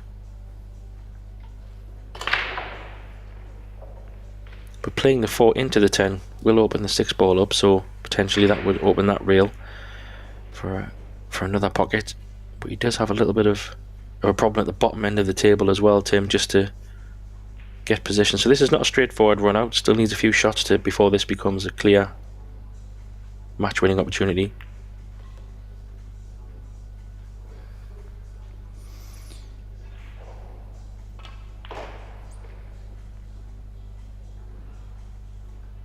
Yeah, gotta say in general, like I mentioned, has a very big grind, but not a huge difference between playing with or without the shot clock. Or at least it seems like that in the match, in this match as well. The proof is right there. Yeah, and again, straight away, the way that the break lined up, both of these balls must go in this bottom left pocket. So again, from the break, he could solve one problem with the 6 and then have nice position on the 1. Oh, he's played a bit of a loose one there though, but he had perfect form on the 1 to come down to get his other problem out. So again, breaks have been working very nice for Maxon. Like you said, Tim, a bit of luck on the break goes a long way to helping you run out.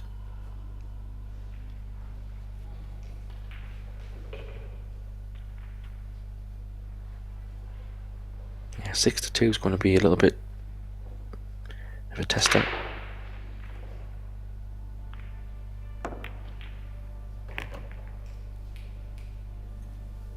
Played it well though.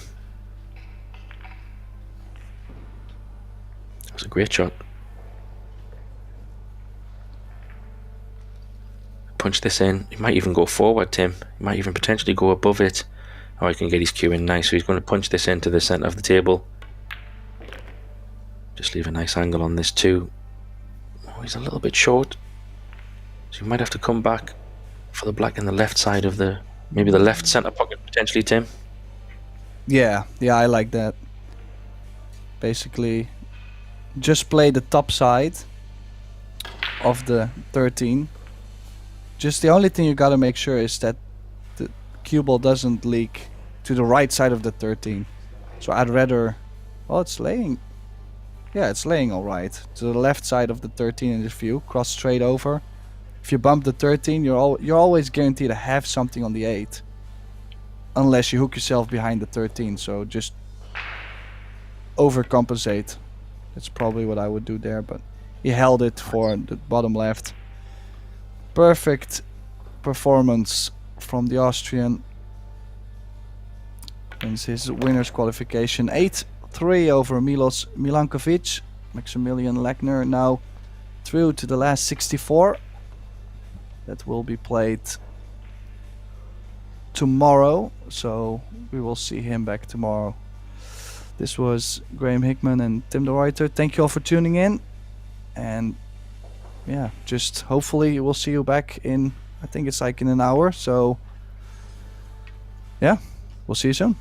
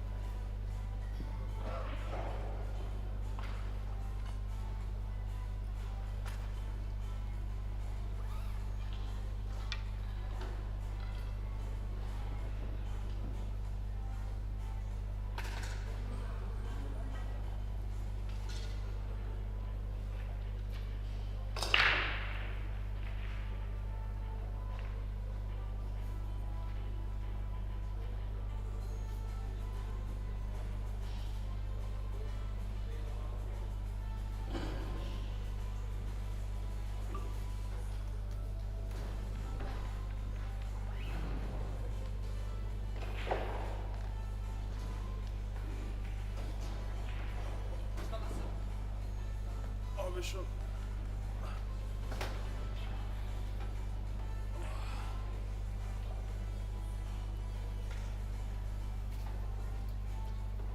Second, please. Good morning. Did you go to the uniform check? Yes. You did? Oh well, actually no. All right. Can you cannot do it I basically can. I just because need to, I already put the tape. yeah, on I my just shoe. need to check on you, so sorry.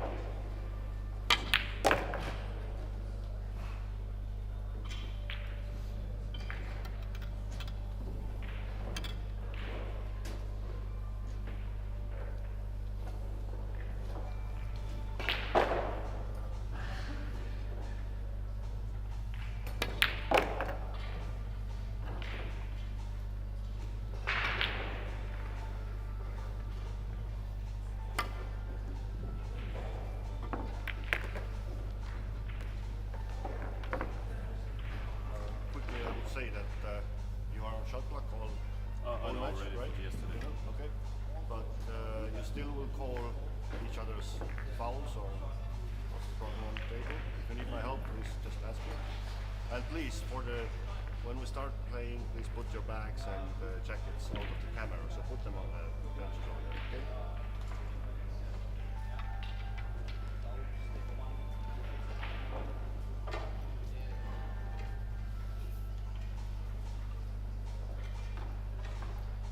Yeah.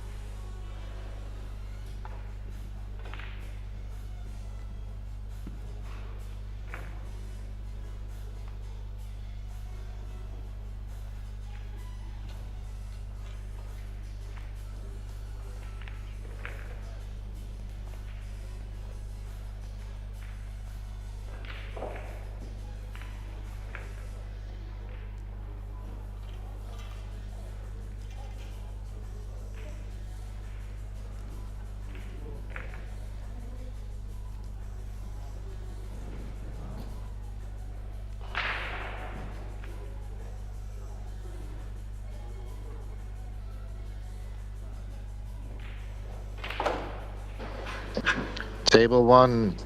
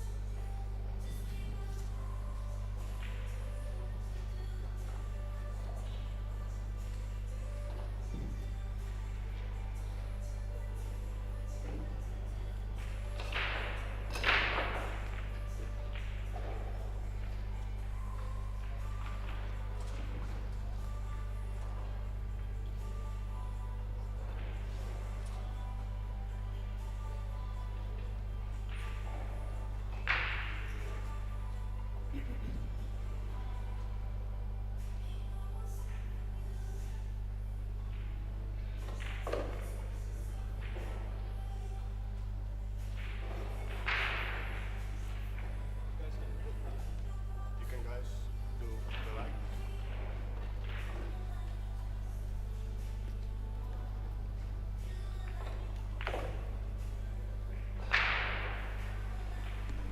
Well, good morning, everybody. Thanks for tuning in at this Predator European Pool Championship. We're watching the 8-ball championships, which is already so close with the lag that they lagged again. We're watching Albin Ocean versus Kostas Giorgio. I hope I pronounced it right.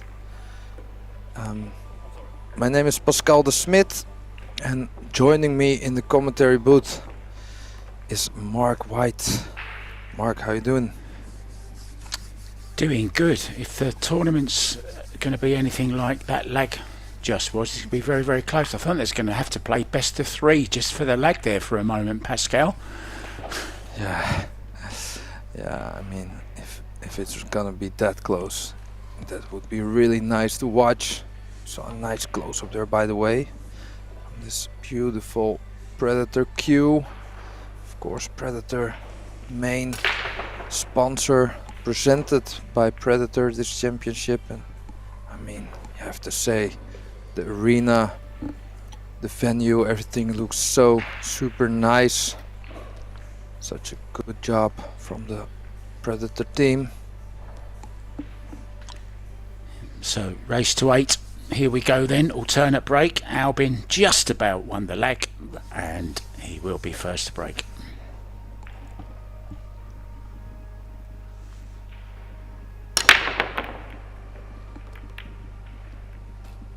Wow, lost the cue ball a little bit, nearly scratched, but it's just okay. Made a ball,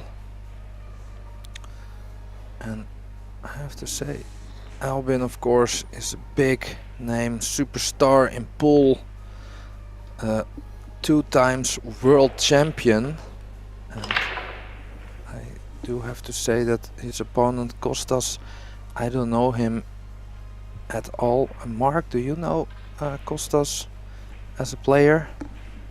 No, not really. Kostas Georgiou from Cyprus, of course. He was on the stream table during one of our first matches. I forget who it was. He was very, very nervous.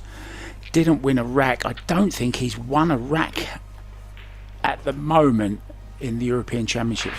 I can't remember if he did get one rack on the board or not. Let's give him the benefit of the doubt. I think he did get one rack. So Albin going to choose stripes here. So that's interesting. Maybe his first European Championships.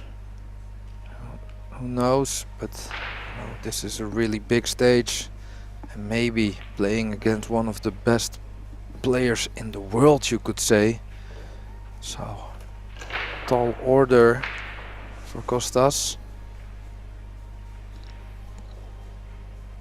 Didn't have a great 2024 though, Albin. Didn't really play too many tournaments. He did win the Marina Open 9-ball. I'm not familiar with that one. I think it was one of the ones in the States, one of the lesser tournaments, but he won that. Of course, Mosconi Cup. Well, it sounds like rush hour where you are there, Pascal. Just to let you know, guys, that we are in different countries. Pascal is in the Netherlands, which sounds very, very busy.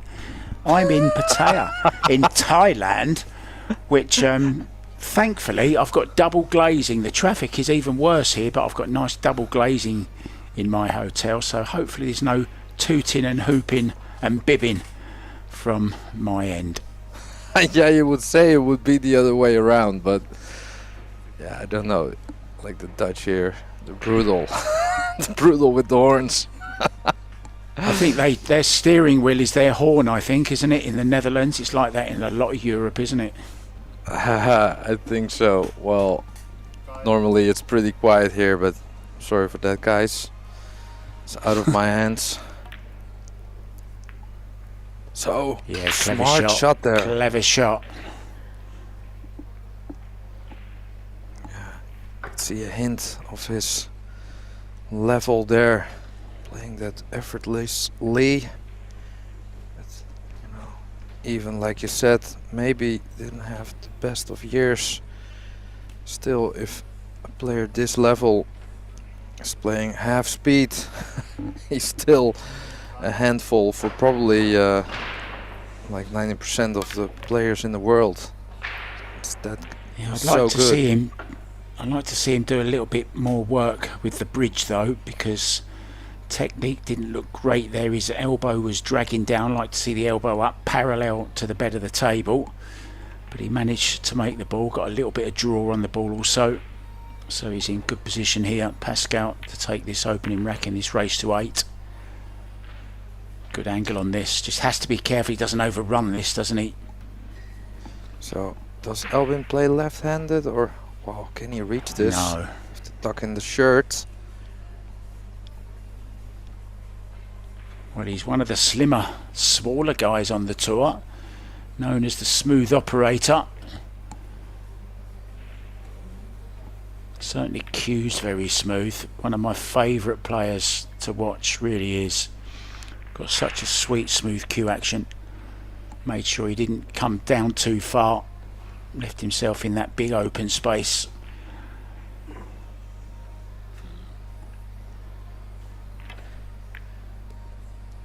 And there you have it, the 1-0 with the break and run. So there was nothing Kostas could do about that. Well, could have played the second leg better, you could say.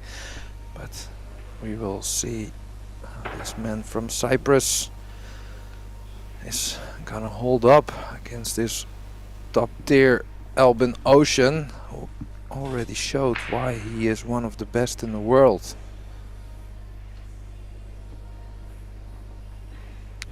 So Mark, a small question there. You just mentioned the bridge. Do you think that's maybe a little bit underestimated skill in pool, because of, you know, a lot of players can reach a lot of the shots? I definitely think it is. I mean, I cannot believe, and I say this every time I see a player reaching with an extension on their cue and about, you know, a metre of cue overhang from their bridge hand, why players won't just commit to 15 minutes at the end of every practice session just to get used to playing with the bridge, because there's some times when you actually do need to use it, and even if you only, you know, need it on one shot in every, I don't know, every match you play, let's say you just use the bridge once in every match, it could be that one shot that wins you that match. So I think you need to be proficient at every single facet of the game of cue sports, and the bridge use, it comes in that category. And I'd just love to see more players. I'll tell you what, I'll hold a little coaching session with anyone who wants a lesson on how to use the bridge. I was always known as one of the better bridge players, rest players, as we say in snooker. And you know, it doesn't really feel any different to me. And it's just that little bit of tweaking here and there that can make so much of a difference, Pascal. Yeah, we just, for the people also watch the snooker, I think Sean Murphy played I don't know, he in the whole Masters he won, he didn't miss one single shot with the rest. Like, and in snooker you play a lot. I think it was like somewhere like 50 shots or so he didn't miss. It's like insane stats. So yeah, it's can be huge, especially for the smaller players, right? Yeah, and Albin, you know, isn't the tallest of people, but he has got ball in hand here, so no problem with reaching the first ball. Unlucky scratch for the Cypriot off the break, and Albin's off and running again, this time on the solids, sporting the new Austrian jersey. I like them, don't you? His sister Jasmine has one exactly the same, and of course Mario He and Max Lechner. Max, who had a great win this morning.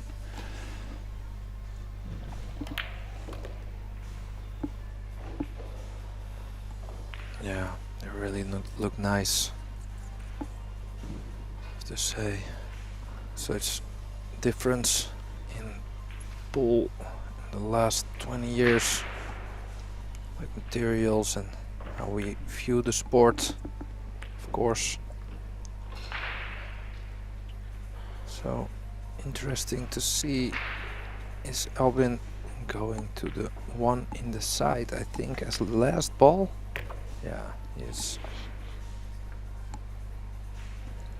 Just land somewhere next to the 8 ball figure. Yeah, that'd be perfect. Play with just a tad of inside, just to halt the cue ball slightly. Now can play a nice little cannon into the 10 ball here, just a little nudge, billiard into the 10, leaves himself perfectly on the 8 ball for a 2-0 lead. Such a smooth cueist. Well, he's a smooth operator, isn't he? Watch this action, look, nice and smooth through the ball, gets right the way through it. Another great exhibition of top class 8 ball there, Pascal. Yeah, and also, what do you think of his demeanor around the table? I mean, he's so, you don't see any emotion. That can be, you know, I think it can be very intimidating when you're playing such a player who's just such, you know, cool-headed, looks like in control at any moment in the match. Well, if his nickname wasn't Smooth Operator, I would definitely be calling him No Emotion Ocean. You know, I like that a lot. I like that a lot. No Emotion Ocean. That's, well, let's keep it there on the shelf. You know, in case, just in case. Yeah, I mean, there has been times when he's been maybe criticised for having a little bit too emotion. One remembers, of course, the Premier League pool a few years ago when he kind of lost the plot. But, you know, we all lose the plot at some time in pool, and when it's your living, when you're travelling all over the world and it's your living, a little bit of bad luck here and there, like that, for example, can put a player on tilt every now and then. But he's done a lot of work on himself. Maybe just, you know, just having a little talk to himself, just saying, okay, it's a scratch, it's happened. I thought I hit them good, he thought. Well, a lot of emotion, ocean there. could see he was kind of disgusted with that outcome. He's got a little hole in his glove as well. Come on, Albin. You need a new glove, mate. Have a word with Predator. I need a new glove. So it's not ball in hand after a foul on the break. It's ball in the kitchen, and you must play up table. So a chance for Costa Giorgio to get his hand on the table and get that left arm swing in. Yeah, good chance. No, well, of course the 2 is difficult, but the 4 is so close by. You should say small bump on the 15. Inside spin here would do the trick. So, but you never know. First rack on the board against one of the best in the world. Maybe only had one rack, one in the whole European Championship so far. So maybe a little bit of extra pressure. Flick the 15 away here. Played it well, but he's still on it. He's okay. Also has the ball into the opposite corner, the 5 ball as well, if he so wishes.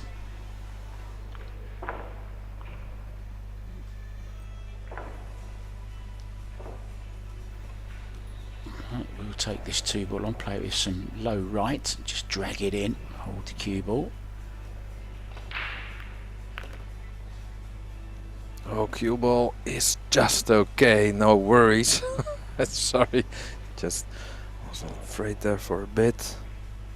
Yeah, it's a key shot here, get from the 5, find the gap in between the 9 and the 14, I think it is. Other than that, he'll have to stay on the right hand side just to make sure. How do you fancy it, Pascal? Well, I think if he leaves like a big angle, that would be nice. That way he can go with, yeah, this is good. He can go with top spin, maybe a hinge of left hand. Just try to hit the long rail just above the side pocket. You should be, well, fine, I don't know, but you should have a bigger margin for error there, playing in that line. I remember a song back in the 90s, it's all about the bass. Well, this is all about the pace. Has to get the pace right here, doesn't want to end up behind one of those strike balls. He was looking at coming all the way down to the rail. I don't mind that, but he has to be very, very careful. He needs to feel this.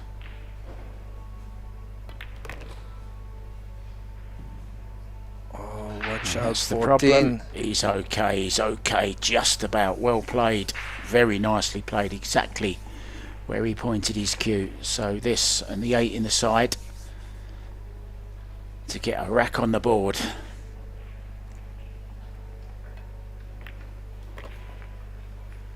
So you Yeah, also well played. should say that playing such a world-class player like Albin maybe also takes a little bit of pressure off sometimes, you know. Low expectations. You're thinking like, you know what, if I play 10 times I'm gonna win maybe 1 or 2, you know. No expectations from me. Nobody is gonna say like, oh, did you lose to him? But on the other way, like Albin, there's a lot of pressure on him. Like when it goes close, like he could feel like he is kind of the favorite. Sometimes that adds some pressure for the top players, something they have to deal with a lot of times. Well, what it has done is Costa has said to Albin, if you scratch or miss, I'm very, very capable of clearing up, and I'm sure Albin knows that. We may not know him from being on TV too much, but I'm sure he's well known around the pool guys, so he'll know all about Costa. So a nice run out there from the man from Cyprus, and he will be breaking in rack number 4, trailing 2-1 in this race to 8 2025 European Championship 8-ball division, coming to you live from the Kalevi Sporty Hall in Tallinn, Estonia. tere to everyone there watching in the beautiful country of Estonia. Here we go, Costa breaking. Didn't really hit them too hard, did he? I'm not really sure. It was controlled, but left a real nice open table there for Albin. Yeah, he's not happy with that. He knows. Small challenge though, with both stripes and solids. So interesting to see how he reacts with the shot clock also, because the 9-1 is a little bit tricky, and of course the 14 blocks the 7. So both balls are not super easy. Also should be very doable, but which one to choose in this short amount of time?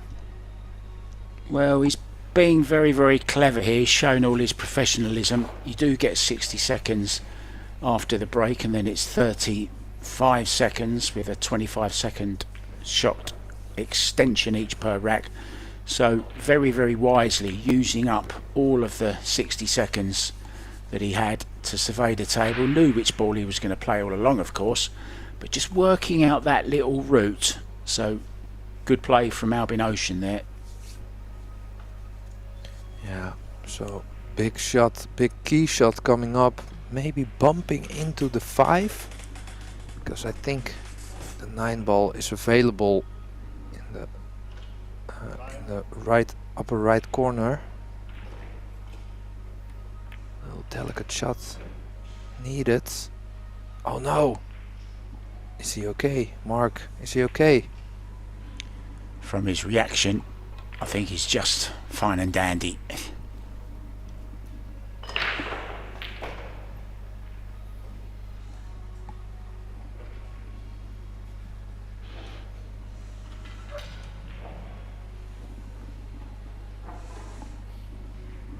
Could just run through for the 11 in the side here as well if he chooses. Oh, you could see there how tight that was. So great shot by Albin. So he could elect to play it also in the corner. All depends on if he can miss the 10 ball. If so, I think he prefers in the corner.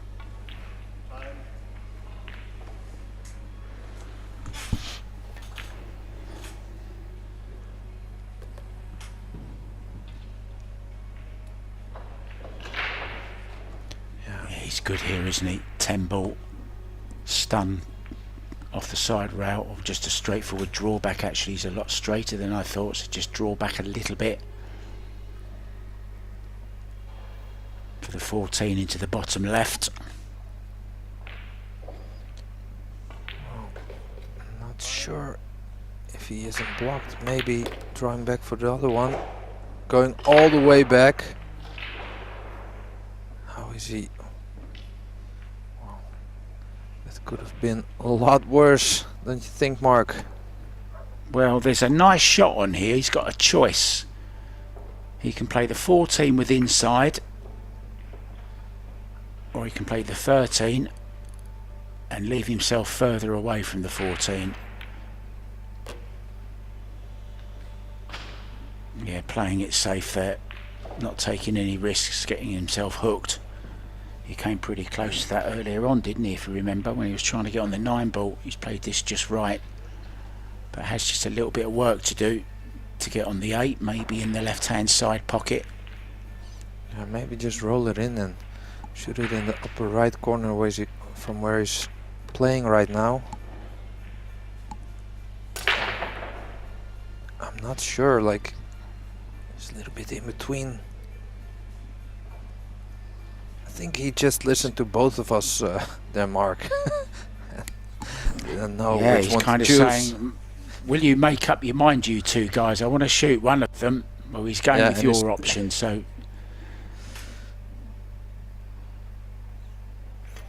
drawing back for safety in case. No, he's gone all out for it. No thoughts of safety. And in it goes. 3-1 it is. Now, was that Petri Mäkinen I just saw on the other table? Yeah, definitely. Another great player from Finland, I think. I had the pleasure of doing some commentary here in the Netherlands when he won the Orange Forks Open, one of the bigger tournaments in the Netherlands, and he was just, I mean, I did like 3 matches commentary with him playing. He was absolutely amazing. I didn't seen anything like that in real life. He was so dominant. It was really good to watch. He has a very big break as well, doesn't he, Petri? Surprised he hasn't won more, to be honest. I really am. Yeah, his stacking game definitely is there, up with the top guys.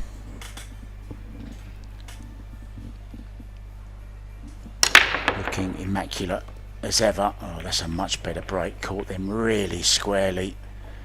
Got a little bit of top spin on the cue ball though, which saw it stop and then roll forward again.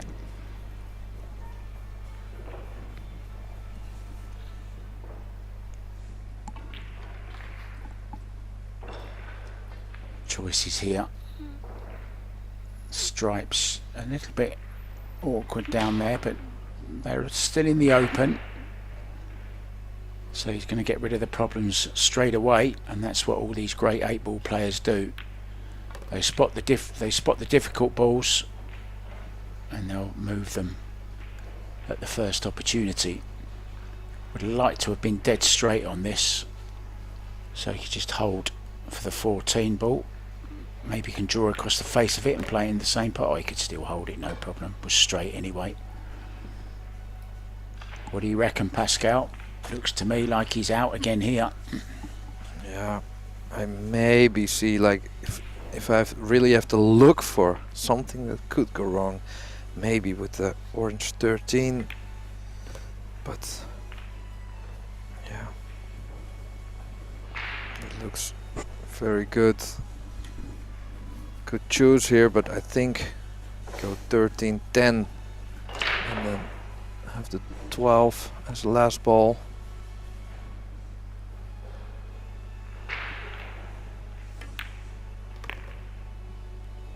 A lot of times these players search routes where they, with 8-ball, where they don't have to move the cue ball too much if they don't have to, because a lot of times there are balls in the way from the other player.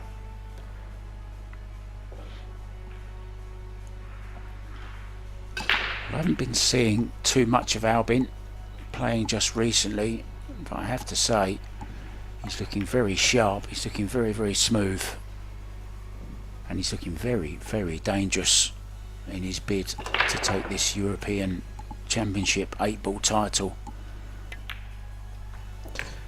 Faultless. Yeah. You know what's interesting, Mark? I just saw that I think Albin only got 1 European title. I mean, that also shows you how tough it is to get like a European title.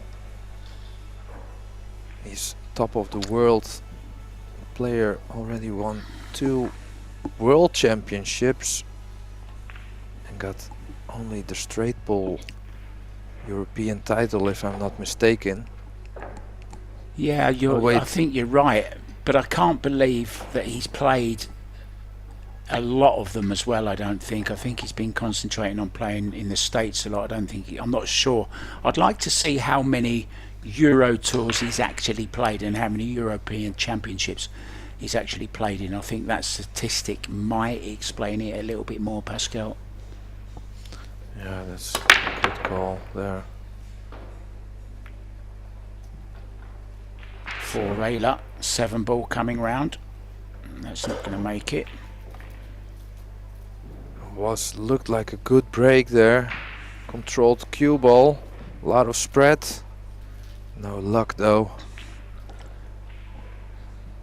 The familiar sight of the guy who dry breaks, slowly walking back to his chair, having a look over his shoulder. Is there anything that may trip my opponent up, or am I going to be sat out and out for, well, what could be 2 racks, because it's alternate break and Albin will be breaking next, of course. So the next time that he comes out of his chair, Albin could be on 6. Oh, that's horrible to think of, of it that way. But yeah, it is reality.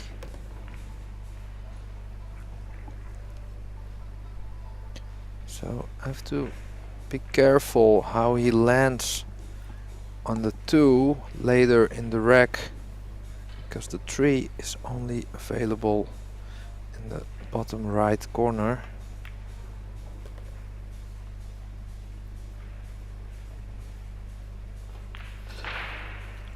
Yeah, and you've got to say already, he's looking like he's out. 4 ball, 6 ball, 1, 2, 7 and 8.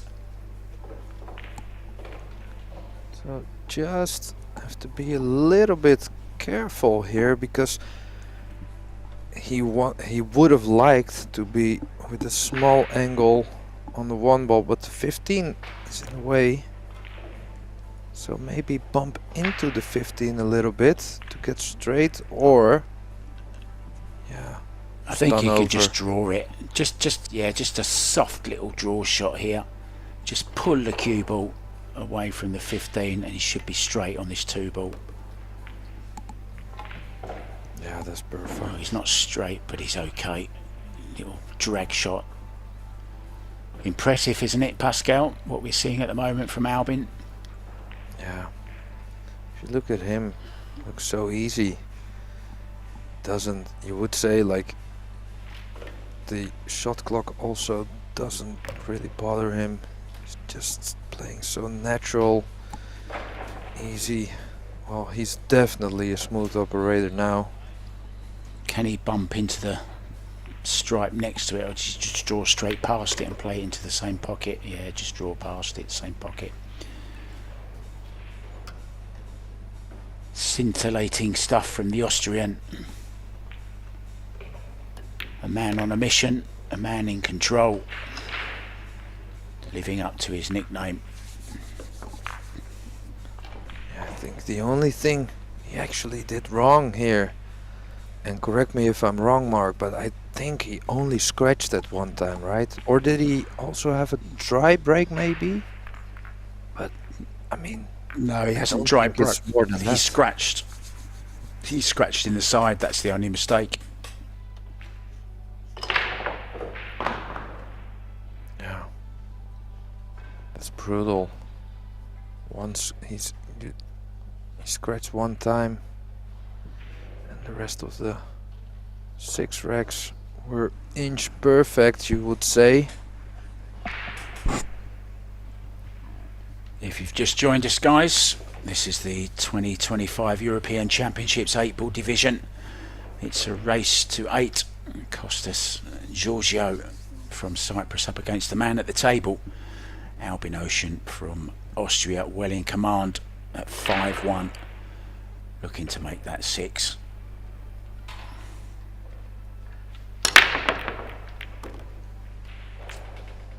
Both wing balls in the side pockets, really is breaking well. A shot on both suits, whichever he wants. Well, if you walk into the table now, Pascal, what are you choosing? I think because of where the 13 is, I would have to say you prefer solids. It's pretty thin on the 3 ball, so cue ball has to let go of the cue ball a little bit, maybe, or go directly towards the 2 ball in between the 11 and the 8. Don't know if you can check it to go into the 4, for example, but I do like the solids. Well, he'll be looking to get on that 2 ball into the corner pretty straight as much or as soon as he can. Yeah, like now, because that leads him to the 1 ball, but he hasn't got on it as he wanted, so maybe he'll take the 1 ball now. He's fallen pretty okay on the 1. Can drop that in and play the 5 into the side pocket. There you see his own brand glove, the Albin Ocean, the AO. I love that logo.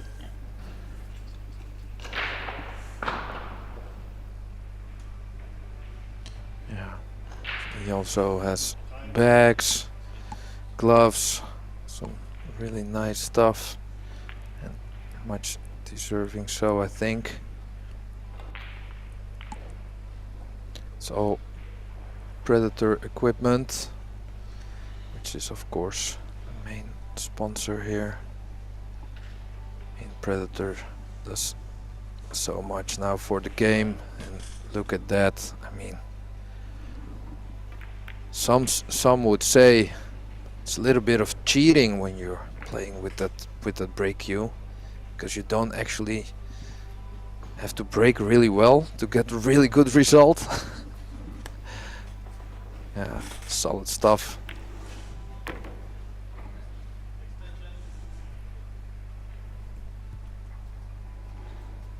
Well, I could play with one of those half white cues because I'm actually half blind. I'm blind in my right eye, so if you saw me play, you might think I was blind in both eyes. Yeah, so that's the black part then, and then the other one is white, which is you, like Mark White. So that's would be perfect. Yeah, good stuff again here from Albin, and I did say that dry break from Costa Giorgio, it might cost him a couple of racks, and it has, and he comes back to the table to break, and he'll be 6-1 down. Albin looking to get on the hill, looking more comfortable than anyone I've seen so far. And Albin, I think, just going out for a quick break. Is he just putting his score up? No, he's happy to stay. Both players are allowed 1 rest room break each per match. Yeah, well, this is going so fast that I'm not sure if it's for Albin at least. He's in a good flow, so I don't think he's gonna take a timeout.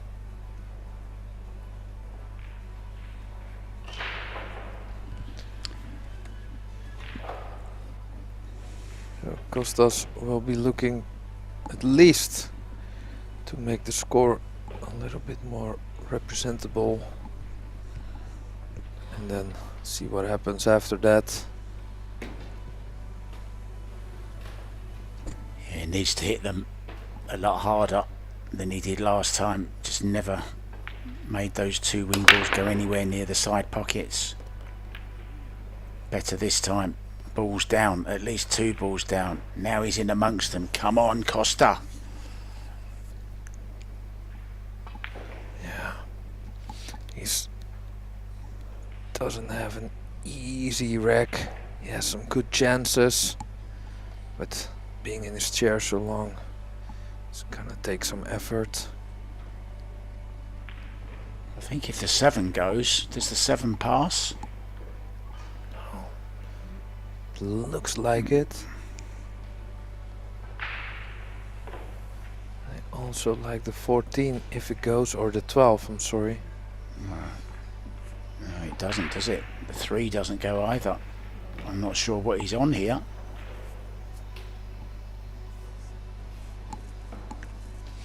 You know, if the 12 would go, I would like that, because then you could, with the 11-5, you could play position on the 11 with the 10 pretty easy from being somewhere in the middle of the table. So that's a nice, well,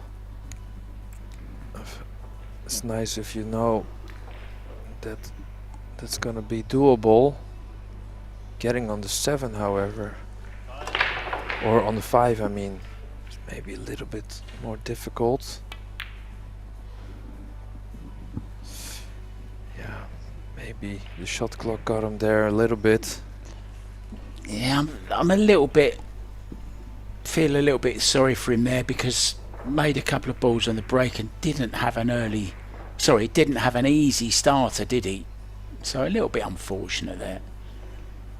Okay, still should have made the one, but he's been sat out of his chair for the last 2 racks, and that's how important it is. You know, he's only had 1 shot, or 2 shots rather, in the last 3 racks, both of them breaks, one of which he scratched off. So no table time. You can soon go a little bit stiff and rusty.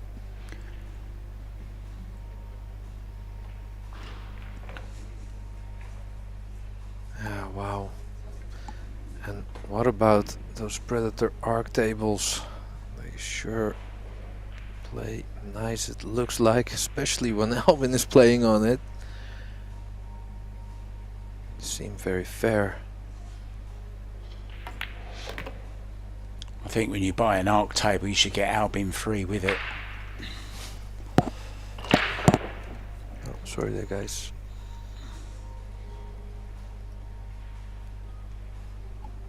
Come and give you an exhibition on how to play on it. But yeah, the table really does look, I always use the word sexy, because I think it looks great. I love the colouring, I love the gunmetal pocket surrounds.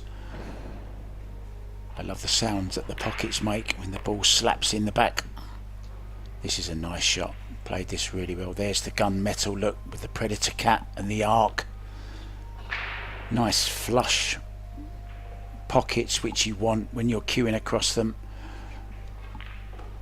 so you can keep the cue as flat as possible to the bed of the table. Very, very nice design, so well done Predator on that. And of course stick some Aramith balls on top of them, well, and a bit of a Simonis cloth. Probably the best, probably the best combination you can get. Yeah, and Albin has missed that, can't believe it. It's the same expression as when he's scratched. There's Mackinnon in the background. Have a check on the score for him in a second. Plenty of other matches going on now, guys.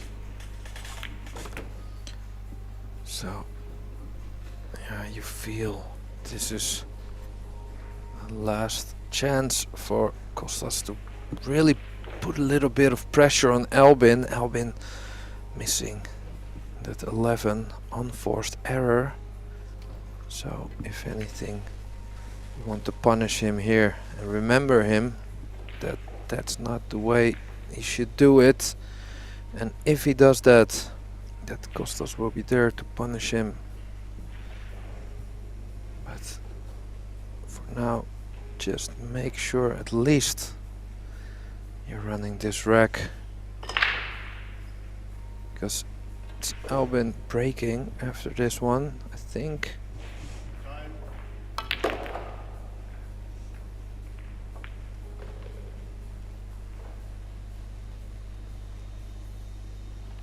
I think he's okay. Can make the 6-ball, maybe even. Well, I'm not sure what he's looking at. I think he's looking at the 4, making it into the side. I'm not sure if that's the correct shot. Maybe the 6 is thinner than I thought. Wow, that worked out really good. Judged the cannon to perfection, didn't he? Yeah. Of course, sometimes from our point of view, it sometimes looks a little bit different. Of course, the players, they will see it in all the best ways possible.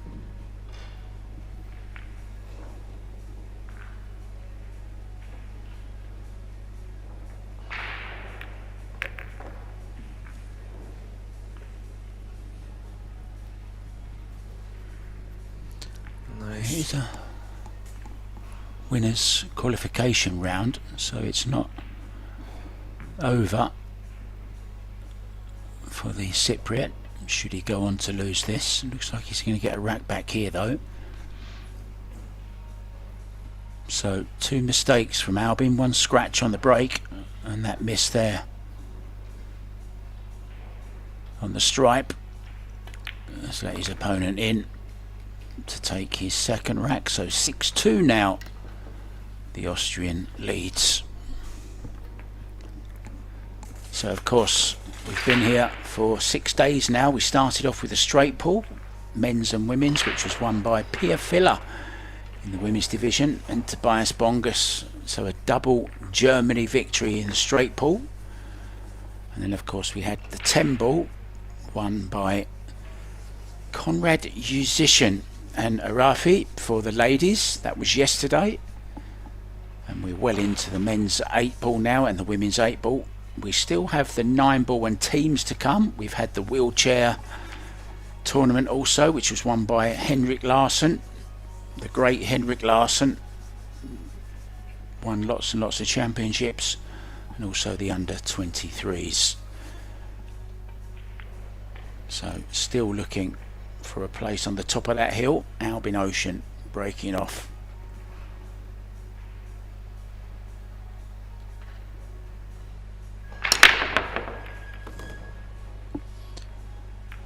Yeah, again, good break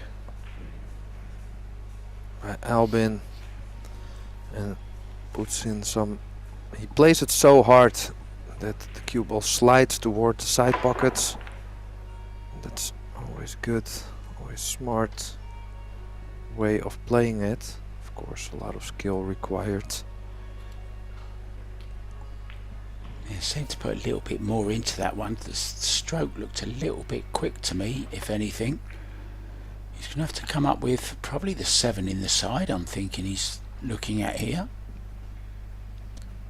Yeah, yeah, it's the 5 on the side. Yeah. Yeah, I don't think he has a lot of, well, unless he wants to take on the 14, the long 14. 3 ball is also. What about the 3? What about the 3 into the side? That's another option. Not really sure where the cue ball's going from it. May be able to just avoid the stripe on the cushion and clip the 12. Wow. Maybe run into the 12 even. Yeah, I feel like it's gonna take a bit of risk, I feel. Well, yeah, judged that pretty good, but yeah, that's a problem. The 2 ball Well, snuck Pascal, up to the 15. Yeah, you know as well as I do, Pascal, whenever you're going into balls, I thought he caught that pretty thick actually, that 3 into the side. I thought he could have caught it a lot thinner and still made the ball. But yeah, now he's got the problem of the 2 ball. I can't quite see at the moment. I think he was trying to come all the way around the table then and do it. Kind of got up off shot a little bit. Maybe lost a bit of the draw that he was trying to get. Ended up kind of stunning it into the top right. But of course, it's also a problem for Costa Giorgio.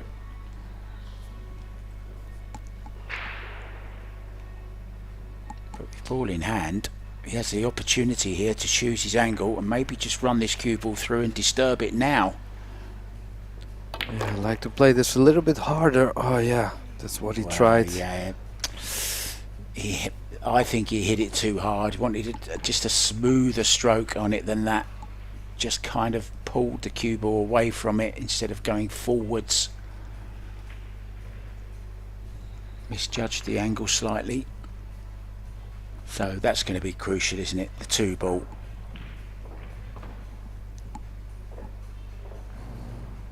There you see the trophies in the background that they're playing for. Very nice they are as well. Oh, how about that, Mark? That was nicely judged and with a chance. Can he get there directly with inside spin, you think, Mark? I think he can, but he's got to cue it well. He has to cue this smooth. Needs to give the cue ball time to react. So smooth stroke, lots of left hand spin, a nice push through the cue ball.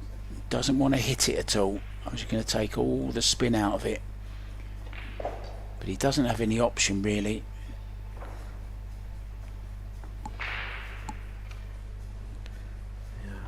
Try to catch the 2 half ball, maybe reel first. So with 2 reels, just not stick to the 2 ball I wanted to say. So He caught the ball that he made just a little bit thick there. just don't disturb these two, just let Albin figure it out.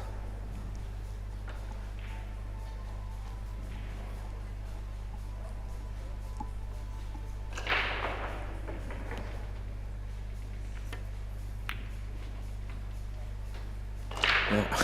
And Albin thinking the same. Even creating an extra problem there for Kostas. Like that shot. This is a part in 8-ball which we don't often see in 9-ball or 10-ball, for example. So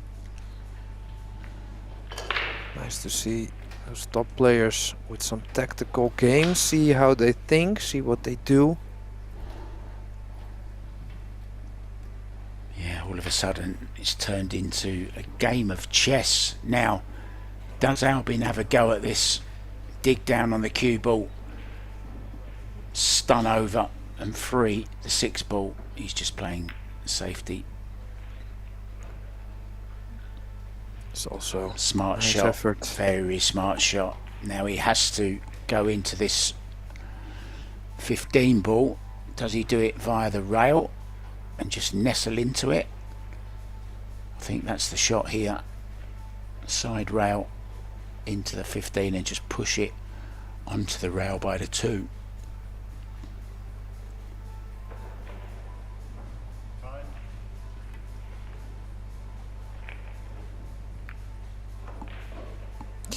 Yeah, not sure about that.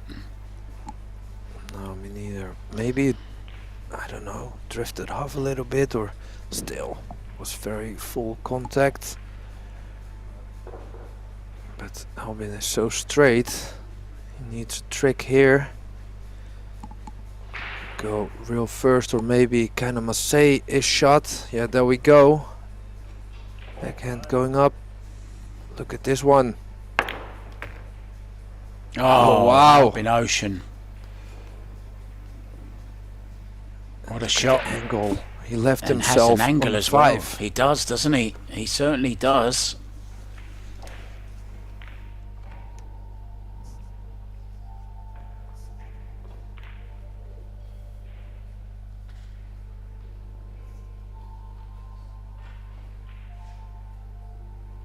Oh, let's see. Well, judged that really good. Still a little bit of work to do with the 9-ball being where it is, but every chance to take this rack.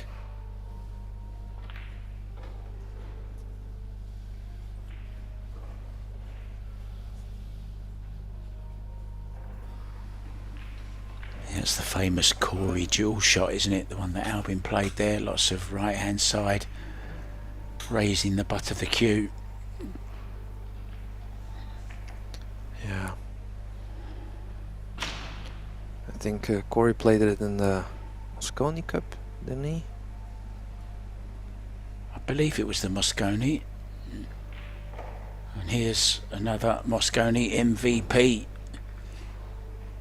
One of the best Mosconi Cup players Europe has produced. Wants the cue ball back where it is now. That would do him perfectly well. So this has been a really good out.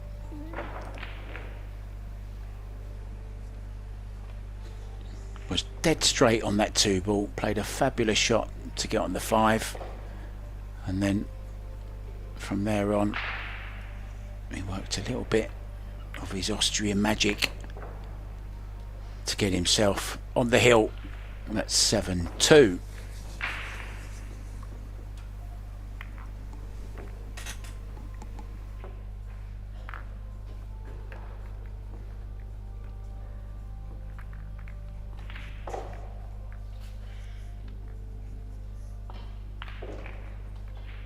Matthias Snikoki is going well. He's 6-2 up against Smirnov. Wojtek Shevchik 2 down is the latest I've got from that one. I'm sure they've played more racks now.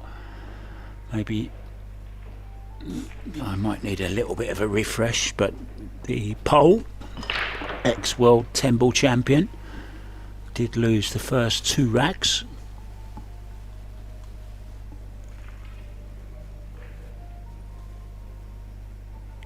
But like the champion he is, he's won the next 3. So Shevchik now leads 3 racks to 2. Facing an uphill battle. Well, he's made the 6. Oh, look at the 3 ball. There's the beautiful 8 ball. Yeah. Takes you back, right? Like, or at least I think a lot of European players used to start playing pool with 8 ball. So that's really nice about seeing the pros play it. See how they view certain situations. I think the world starts playing pool in either if it's in a bar or in your local community centre or wherever it may be. We always start on the small tables playing 8 ball, don't we? It's still the most popular game in the world, played by more players than any other cue discipline.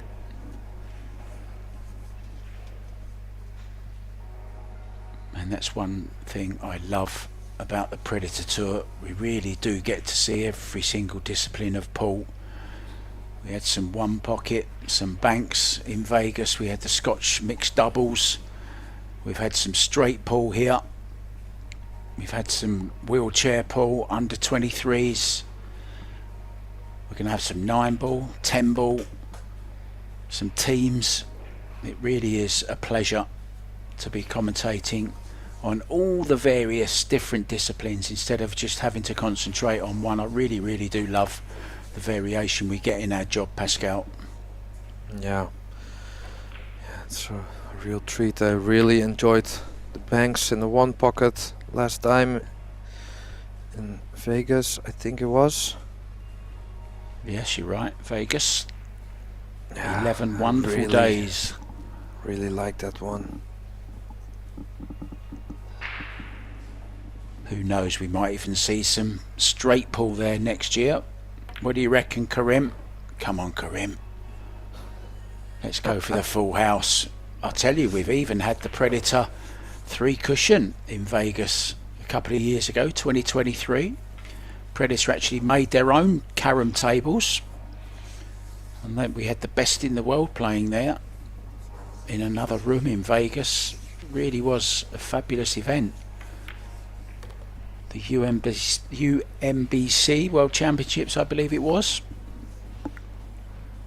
Yeah, it makes sense since Predator also makes carom cues. And pretty popular also. Yeah, I've just seen the new Sang Lee one come out. My good friend Ira Lee, who runs all the carom leagues in New York at the Carom Cafe, he's the guy actually that invented the Predator perimeter light that adorns all these tables now. Oh wow. A very clever guy, and I know he designs all the Sang Lee cues as well. So Ira, miss you, mate. Had some great times together at tournaments. He's still doing great things for Predator, so good for you. And Albin's still doing good things for Predator as well, because he's on this 8 ball Okay, not perfectly, but shouldn't be a problem. May need the extension. Maybe not. So this then for an 8-2 victory. Pascal, sum it up for us. Well, wow, was only in a few mistakes, but in short, Albin played great, top tier pool.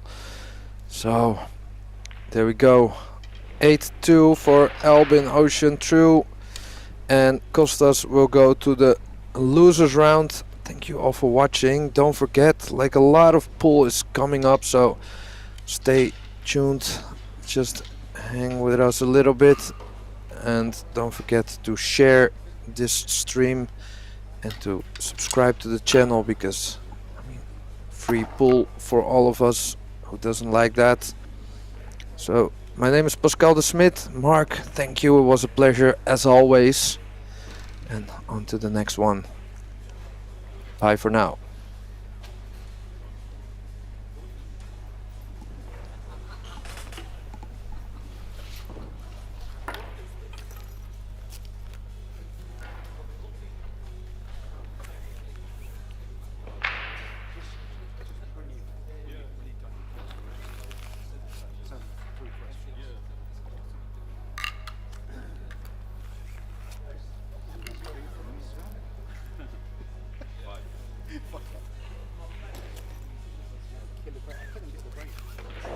I think it was because everything was frozen. Do you think so?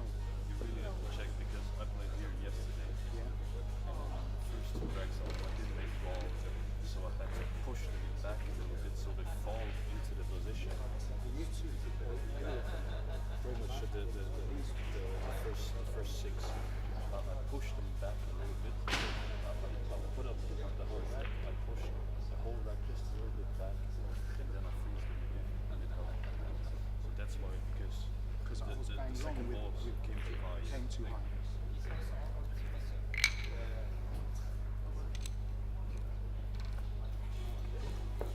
Yeah, that's some easy run-outs and good run-outs.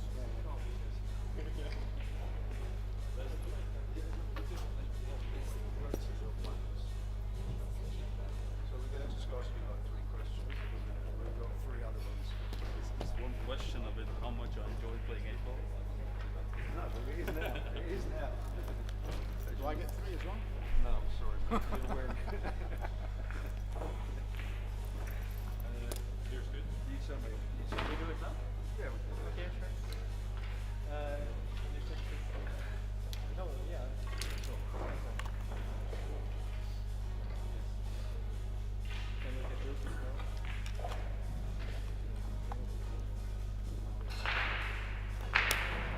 So we're here with Albin Ocean. Albin, that was a nice win on table 1. First time back at the EC in a few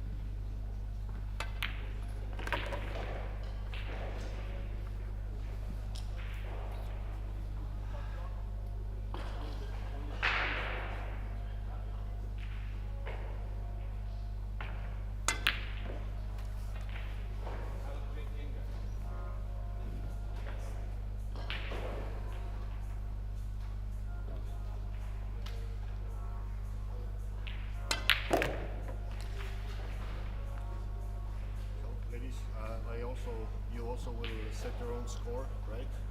And if you need me, then you call me, but I do not call any, I don't interfere in the match unless you call me, okay? I do not interfere the match unless you call me. Okay? If you need, yes, then you call me, okay? All good?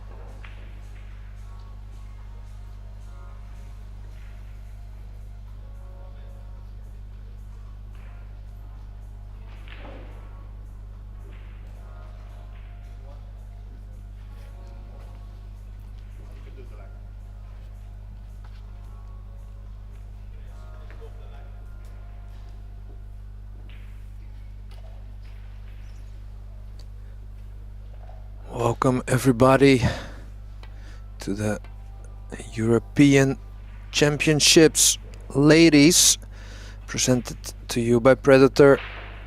This is day 6 of the action. Joining me in the booth is Gethin Davies, and we'll be talking you through, hopefully, a very exciting match. Gethin, how you doing? Are you there, mate?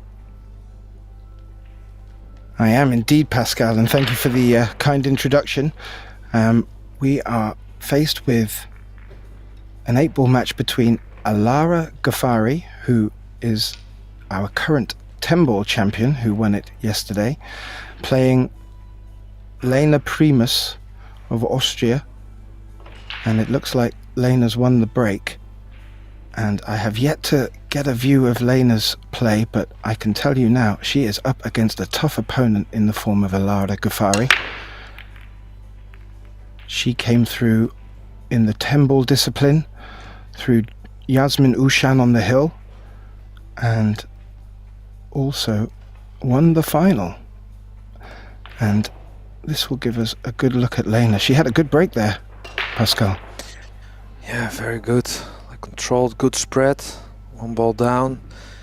Also typical open bridge. I think a lot of players nowadays, I see them do that just to get a little bit more elevation in the cue, especially when you don't have really big hands. That can be, well, a bit easier to do than with the closed bridge.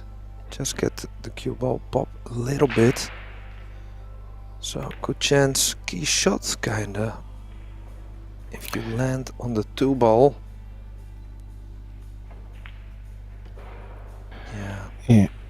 I agree, and with the 2-ball able to go from this camera angle into the pocket, she elected not to need to run into them, so she has a really good opportunity here.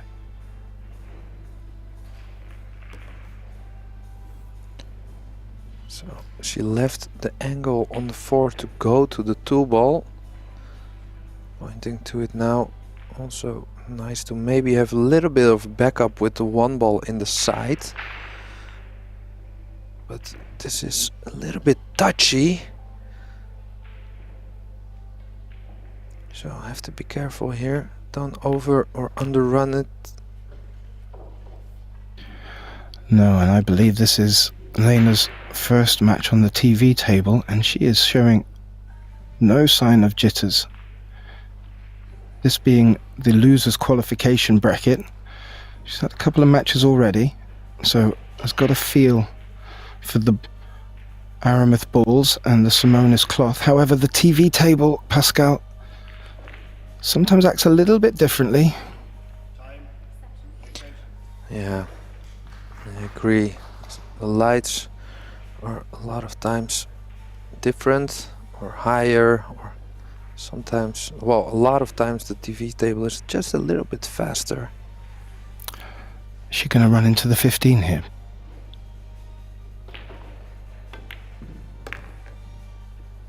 Well, She avoided that well. Pretty smart. And if that 6 passes the 9, she had both options available for her. Awkward queuing over the 10 here. She needs to just be a little bit careful. That 6 may or may not pass. We'll find out now from the way she plays this shot. This is not easy. Ah, yeah. That's awkward. Oh, and did she call a foul on herself? She was pointing to the ball there. Yeah, she did. Great spot, Pascal. Yeah, unfortunate. She did need to do a little bit with that 1-ball to get over for the 6, and it was clearly just a little bit too much of an ask. And now we'll get to see Alara at the table. I think it's always nice when players announce that they made a foul instead of the referee. Very sportsmanlike.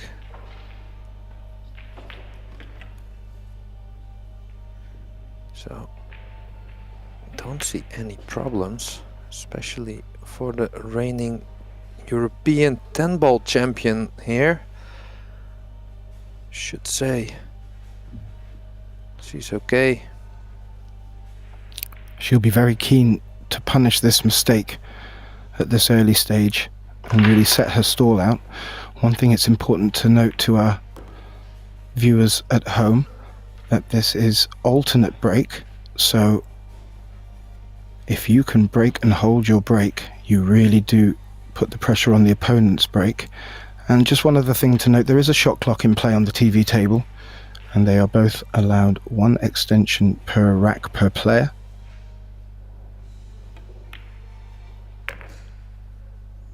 And as we were watching in the final, Alara is very, very composed around the table, Pascal.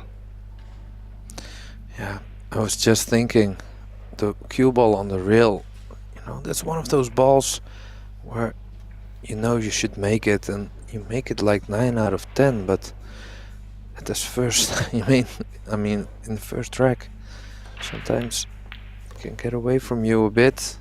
But she played that very nice, very composed, like you said, get in. Indeed, and let's not forget, Alara had 2 matches on the TV table yesterday, so any jitters that she may have had, she will have certainly have got rid of them, and I think she's demonstrating that now. Let's see the pace of her cue ball here.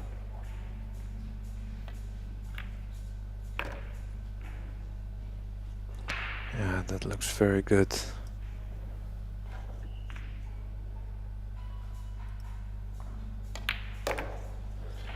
You could see her winning the 10 ball with this kind of level. Absolutely.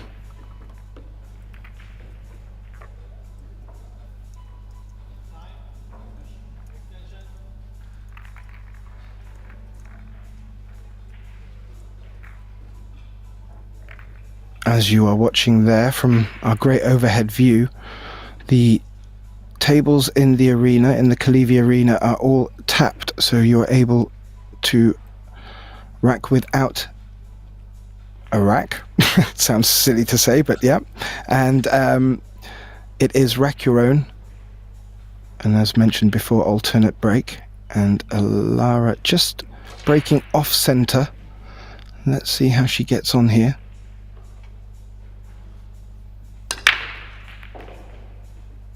Oh, just missed side pocket with the cue ball and missed it again. Absolutely. It's a very good chance here for Lena to stamp her authority on this match. You have to say, like, getting against the champion of the 10 ball from yesterday, you want to put a lot of pressure on her. Absolutely, Pascal. And I was watching her eyeing up the solids there, but that one ball, I think, is just a little bit too precocious, and she's elected to go for the stripes, which I think is the better choice. Is there a gap between the 7 and the 5? I do not think so. Well, looks like she played for it, so don't Wow. think it's a whole pocket, so have to stay still here. Keep your head down. Wow. Well, you can Very see good. there when they went in, that was very tight. Those were tight margins. I do love the overhead camera view. It really does give you an accurate perspective, and she hit that with a lot of authority and was in danger of running a bit too far if she was coming for this 15, but however has held it. Good position. And that's just enough. Yeah, so looking very good here, I would say. Well, is he straight on the 9 here? Otherwise, I would say like 9-10. Is he shooting the 9 here? Yeah. So 9, 10, 11. So 10 ball, then 11 in the same pocket, I would say. However, does he have enough angle to come over? Have to force it a little bit now. Thought she was gonna leave it a little bit closer with a bigger angle to just float it over to the 11 in the same pocket. Yeah, I think that's her best option here, Pascal. And the 3 is just a little in the way. A little wince from Lena there. Yeah, she's lucky. If she would elect to go over to the 11 in the same pocket, she can apply a little bit of right hand spin, which makes the cueing a little bit easier.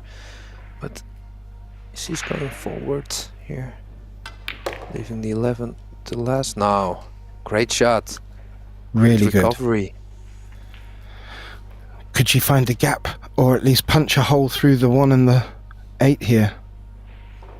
I think she can just draw back a little bit. Oh yeah, it's a bit straighter than it looked from. Yeah.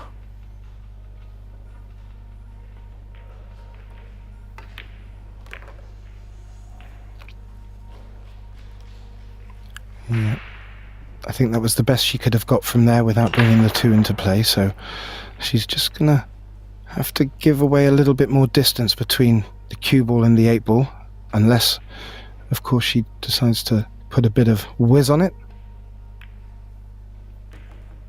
No. No. think that was a good call. Don't take the risk with traveling all the way. This is a little bit more difficult, especially with the one ball. You can see, just go forward and not collide into the one ball, otherwise it can be dangerous with scratch. So putting on the draw just to be sure. Oh, Yeah, just rattled.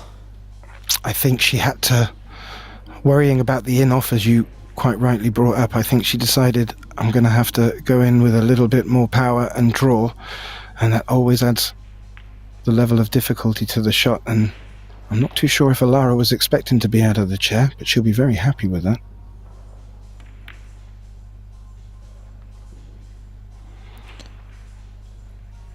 Well, she was maybe a little bit too relaxed on that shot, knowing she would never give up like an easy 8 with the 4 being there.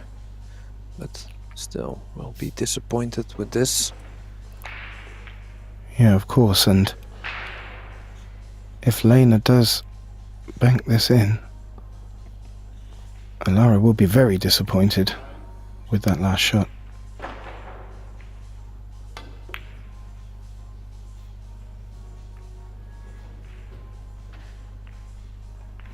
Well,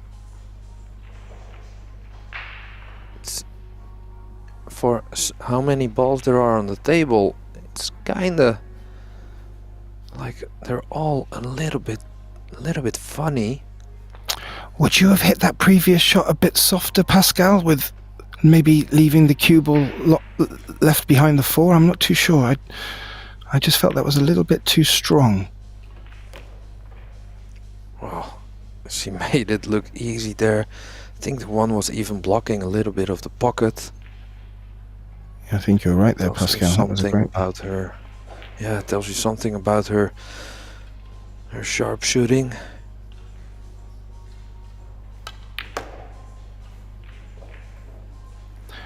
Well, when she faced Yasmin in the semi-finals, which I had the pleasure of commentating on, Yasmin was matching her punch for punch, and it just took a few unfortunate mistakes for Alara to capitalize, and it was a very, very solid performance. It'd be interesting to see if 8-ball is part of her forte as well. Yeah, it are 2 different games, of course. Requires also a different set of skills, also a little bit of a different mindset. And it can really bring out their control of the cue ball, especially when there's a lot of traffic on the table. Yeah, you could say that some players are like pretty typical good 8-ball players, mostly cue ball players, or Absolutely. good with their positions. If you play good, you have to play less shot making, but a lot of good cue ball positioning. Alara made that tricky 8 look easy and takes a 2-0 lead. And with alternate break, Tim de Ruyter, a good colleague of ours, with a very knowledgeable brain of the game, picked up on the fact that once you get to the halfway stage, or at least a 3-0 lead in the ladies' discipline case, it can really put the pressure on your opponent. And with alternate break, he does consider the 3-0 lead putting them in a favourite position for winning. So Lena will be keen to not let Alara get to that point. And that was a very useful break. Look at the spread there. I missed the ball. Which ball fell?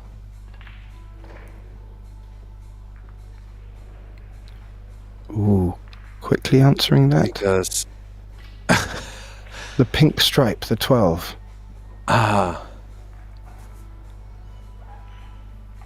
Looking very quickly at the table.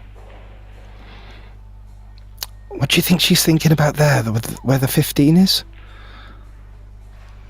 Well, I think obviously the 8 ball is only available in the upper left, maybe in the left side. So, but I would have liked to play the 9 ball at this moment, unless the 15 is frozen to the rail, which it maybe is. Well, as you could see there from the overhead, she didn't have the full center pocket. It looks like she's leaving herself shape for this 3. Yeah, I like going for the solids. She can do something. She can bump into the 8 maybe a little bit now. I think maybe she tried it, but just had a little bit more spin than intended. It looks like she's just rolled far enough for the 9 to come into play, which, if she was considering the 5 as a backup, that is now no longer a backup. And looking from here, Pascal, I don't think the 4 can get inside that bottom right corner. As you can see here, that is, on these Predator Arc tables, a tight pocket to contend with. Yeah, definitely. These pockets, they play really fair, but when they're not big, it's 4 1/4 inch. So that's not big by any means. But she did have the 7. How's the bump? Yeah, Wow. did she bump it hard enough? I think there is this really tough shot on the 2 available where she makes it in the middle with elevated cue, striking down. Not easy. Oh, so close. So interesting to see here, getting the 15, and I don't know, do you know the shot where the 15 is stuck to the point on the rail, where you can, if you're straight on it, can force it through the rubber by just punching it really hard, really firm. So maybe if that's the case, she can make the 15.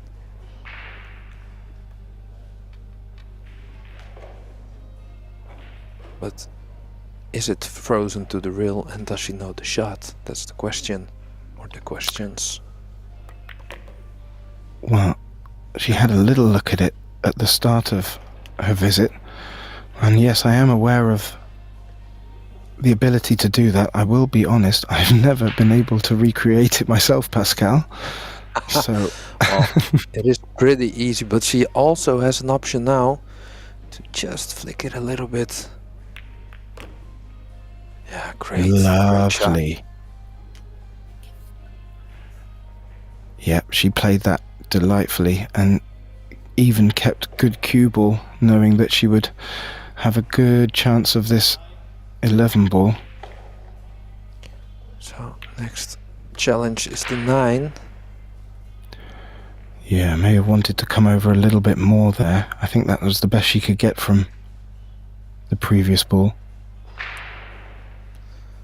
Immediately went looking at the corner. Easier to play position. Oh, And the cue ball. where's the cue ball? Oh, so mistake from the European 10 ball champion, and chance there for Lena to get her first rack on the board. Yeah, she will be tickled pink to be back to the table, because Alara was looking for the world that she was going to take a 3-0 lead. Now, can Lena compose herself and close this one out? Yeah, it's still. I mean, for a first rack, the 8-ball is only available, I think, in the in this corner, lower left corner. So have to make sure to leave an angle in which it is easy to hold for that corner, maybe for one of the top or the side, but she looks pretty good, I think. Yeah, there we have this nice overhead view again, get in. Yeah, she's gonna need to play this very well to get the position for the 8-ball. She's just running away a little.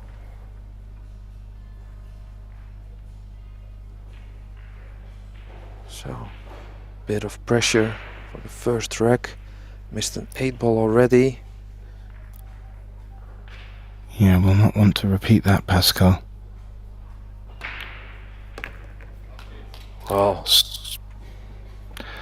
that is solid. And so, what looked like Alara running away with this has now just been snuffed out somewhat by Lena Primus, and it will be interesting to see how Alara responds with her break now. yeah, that's game on.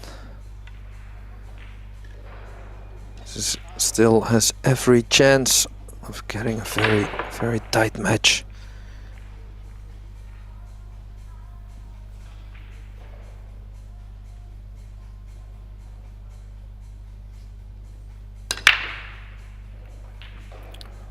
The cue ball was Well, tracking. cue ball. Yep. Good spot, Pascal. It just missed the center pocket, and that didn't bode well. It bounced right up into the opposite corner, and so Lena, her eyes must be widening at this. Yeah, so ball in hand in the kitchen, so not on the whole table. With 8-ball after the break, you get ball in hand in the kitchen for the new pool fans among us. So you have to hit a ball outside of the kitchen, so be outside of the line where you're breaking from.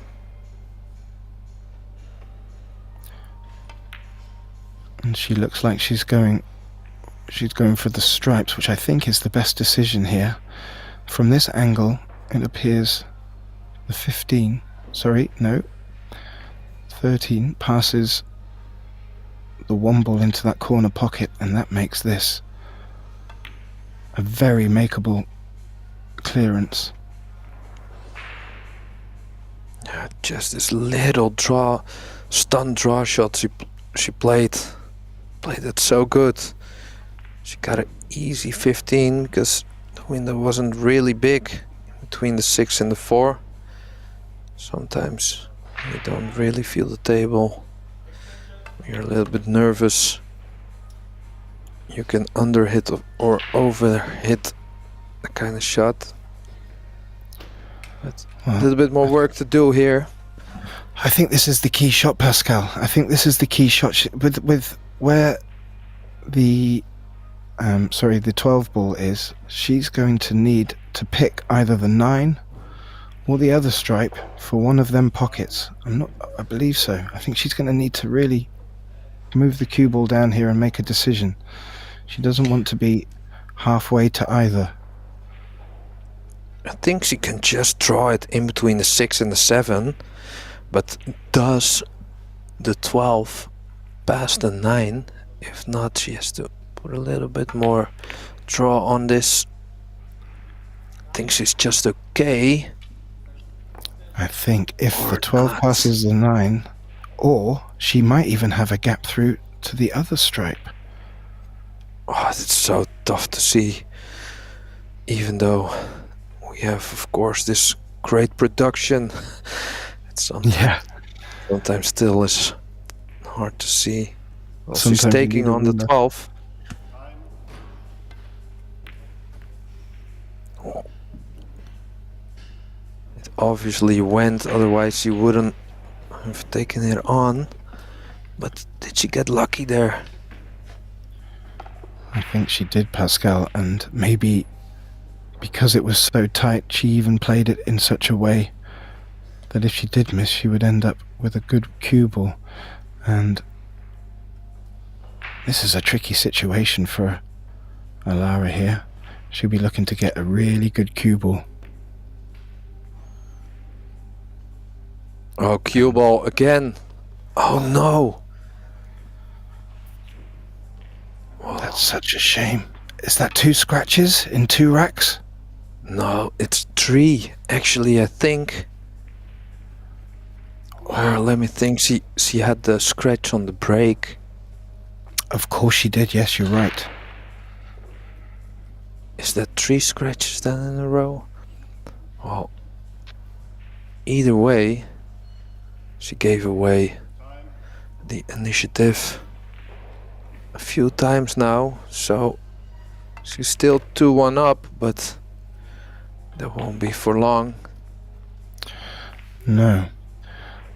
She does need to get good shape on this 8. I think if she plays this way, she can come off and bring the cue ball up towards that 5. You can also see her picking up the pace a little bit, about how she's about the table, walking a bit faster, a little bit more of a dominant stride, you could say. That is a perfect pickup, Pascal. She is indeed. And I wonder if that's her normal game. And after giving Alara the due respect that she needed, maybe Lena's decided, this is mine. I'm having this. Yeah, sometimes you can have a word with yourself, right, in your chair, like saying, okay, enough is enough. Now I'm gonna start playing my own game. It looked kinda like she had that talk with herself. Yeah, absolutely. And you were right to point out her body language, the pace, a little bit of a bounce around the table, or a strut even, I would say. And while we look at the star-studded hall here at the Kalevi Hall, this arena looks beautiful, and you can see the other TV table just in the background there. Looking fantastic here, Pascal. It looks amazing. The whole venue Predator did such a great job, and they really know how to sell pool. It looks how it should look, I think, for the European Championships. Look at that break. Great cue ball control. Does she has a ball on the break? She doesn't. No. So the drama continues there. Getting. She hit that break fantastic, Pascal. She's very unlucky to not get anything from that. Look at the cue ball. Alara's got options here, and she will be hoping to not let Lena take a lead. But yeah, you were right about the arena. The facilities, by all accounts, our colleague Mark White, who lived in Tallinn, has just been explaining it's vast and such good facilities, and with it being the European City of Sport for 2025, I can imagine there are going to be some further great events. The next one we will be bringing to you ourselves. I believe it is the Predator Euro Tour. Yeah, still a lot to come. Yeah, we're only on day 6, as you alluded to in the introduction there, Pascal. I was mentioning to Graham in our first match this morning, we are at the halfway stage. Whoa, delicate shot on the 9.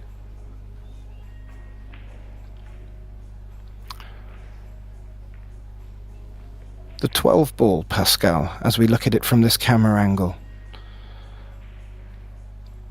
Yeah. It should be fine from somewhere around the middle of the table. A little bit of a thin cut, but this one isn't easy. Also, long bridge, bridging over the 8-ball, inside spin, or going around the angles. Just rolling it in. This is pretty smart, but I think so too. thinks he just has the wrong angle a little bit. To leave a long ball, long cut shot on the 12. Ooh. She came a bit too far with the cue ball as well. Maybe she was expecting to contact something on the way to slow it down. Yeah, maybe the 4. Yeah, you have to say, when you're Lena and you're playing the current 10-ball champion, you'll be happy. She is in some kind of trouble clearing the racks. So just take every opportunity you get. She just had a little wry smile as she stood over there, and she's come back round to have a look at her options. I think she was hoping to be a little bit different on this 4. Yeah, I think it wasn't smile, genuine smile. Yeah, and as you see, the cue ball's run down here, and I think she's looking at taking on the long 5-ball. You know what I also maybe like, but I don't know, maybe it's a little bit negative, but you could take the 7 and play for a kind of short position on the 5 or the 3 in the lower left. Just a little bit of safety in mind, kinda. I do like that idea. You can make that shot. Exactly. She had other thoughts, but yeah, I did like that. I did like that idea, and it is a bit more containing. However, I did like them 2 balls over there to block Alara's chances of hitting her balls at this end of the table. However, she played a great 5. And this is a nice shot. If you stun it over a little bit, it's even if you miss, you're not gonna give anything away. But this went all the way to the point of the middle pocket, which makes it a lot harder to play a nice position. Have to settle for, well, I don't know, for a longer 2, but you gotta bump into the 12. This is not over, Gatin. This is pretty tough. Yeah, she just lost the cue ball a bit. Yeah, smart shot here, I think. I think so too. I think she can't see the pink 12 ball there, so this will have to be her option. Was there a chance she could pot this? Can she see enough? Ooh, Pascal, did you see what I saw? Is she looking at the billiard to the short rail, or is he going for the real first shot? I mean, it's just keeping you guessing, isn't it? Yeah. Or is that a 4-railer? Oh, she could make it. She could indeed, and she will be unlucky if the cue ball rests against that cushion. However, great shot, and there is a chance to nip this one back where it looked forever like it was going to be Lena's rack.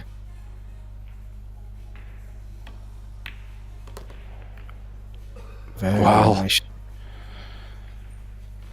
I did like how This she one stayed will down in hurt. that shot.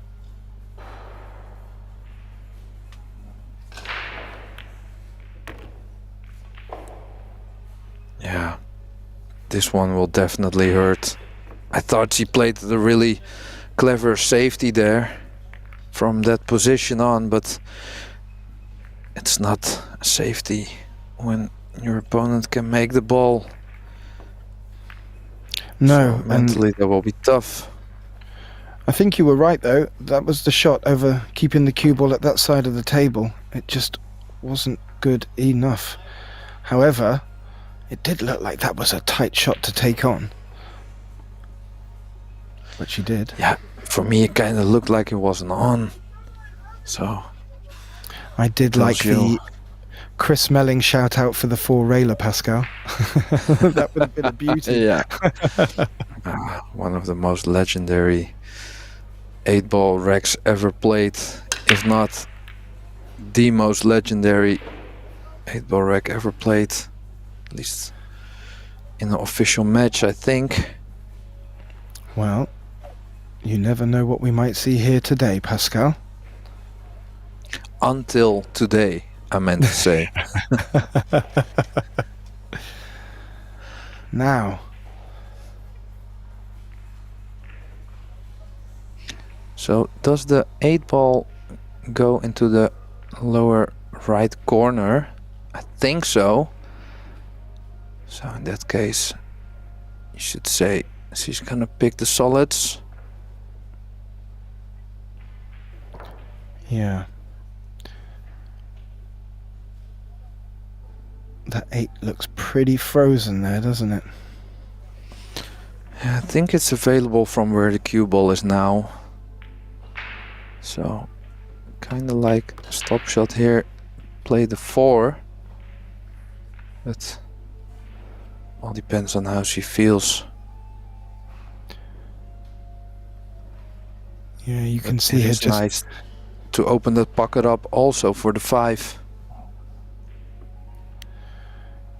You could see Lena bopping her head as she was counting through the shots in her pattern.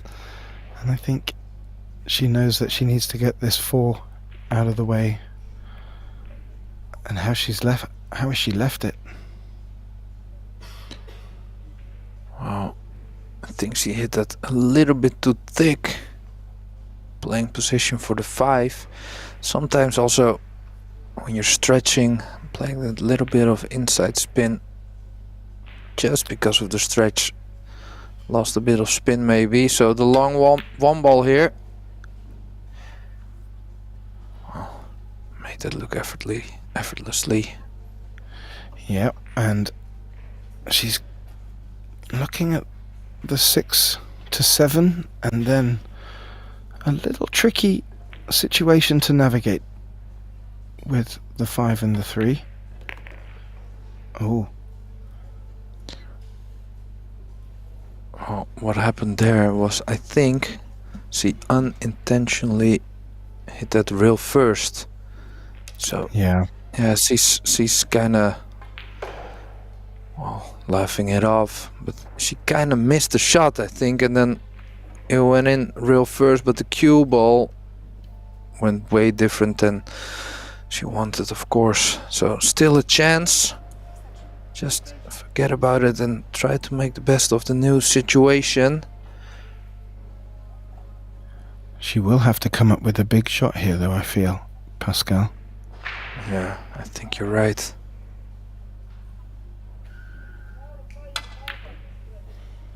Ah, yeah, the angle was just a little bit small. No, Try it to was. force it a little bit. She wasn't short of action with the cue ball, though, so that was looking promising. However, Alara was just checking to see if that 11 ball, the red stripe, would pass the 10 into the corner pocket. Maybe she doesn't like that situation. Oh, that wobbled his way in. Back home in Wales, we would say it wiped its feet on the way in. Yeah. Now, what is she going to do with that cluster by the black? She's going to have to come into it soon. Sooner rather than later, I would imagine. Well, so maybe 15 and then create a... Ooh, create maybe. something now, maybe. Can she draw into it? I don't I think it's a little bit too thin to go directly. She has to go to the short rail. She want to go now. Or is she playing for the 10? No, she went into them. And how's the 14? Oh, how far did that leak? So she played it perfect, but I have to say the 8 ball is only available in one corner, I think. Yeah, the 3 ball is blocking. Ooh.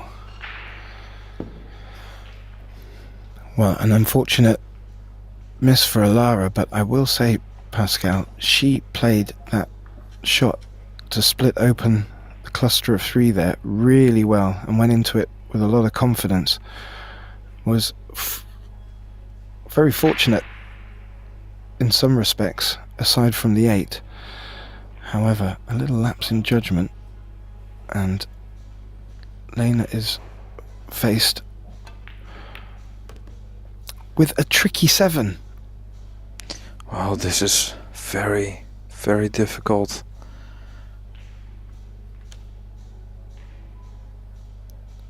Is this coming up and down, Pascal? Well, I would like to hit it as thick as possible and spin it to the right to leave the cut on the 7. Yeah, this is always tough. Cue ball. Oh, she went for the brave shot, going 4 or 5 rail position, which the line was there. Just hit it a little bit too thin, I think. Oh, that was a brave shot to take on. Yeah, that was a gutsy shot, Pascal. But with ball in hand, Alara is looking to capitalize on that mistake. So her missed shot saved her for this visit.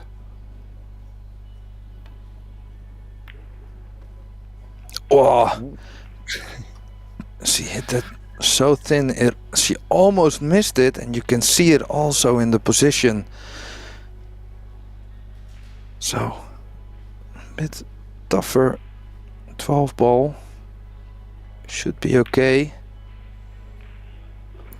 But the drama continues, get in. Yeah, I didn't expect it to hit that thick. And a little wry smile from Lena as she gets out of her chair. And this is not an easy shot. So don't forget, of course, this is loser's qualification. So loser is out of the tournament. So only the winner of this match will go through.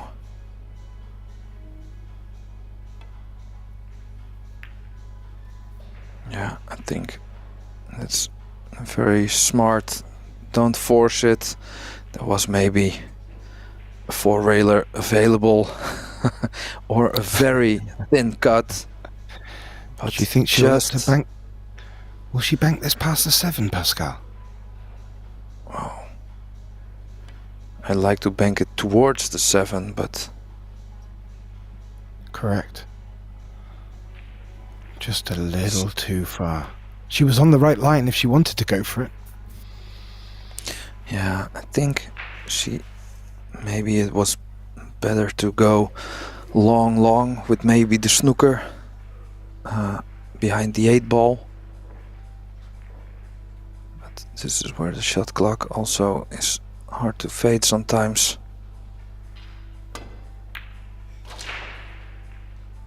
Try to spin the ball in with the right hand English.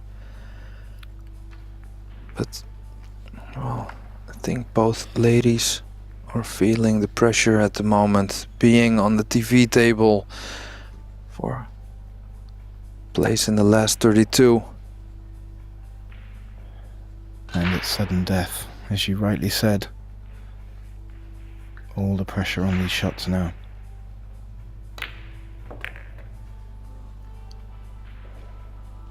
Well, that was authoritative. Yeah, I like that.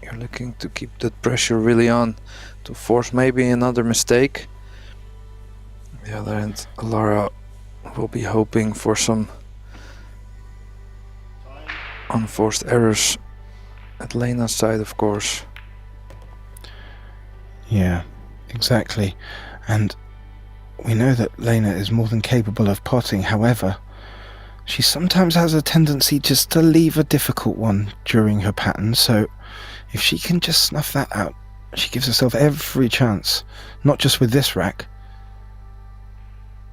but with any other opportunity she gets. So this is and 10 also, ball or the 9? Well, I like the 9 ball here, if it is available. And the reason I say that is because it's easier to control. When you shoot the 10 ball in the middle, you're gonna run into the 4. You need to hope for a nice position.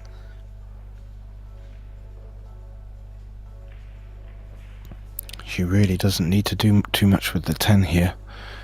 A little stop shot would be ideal.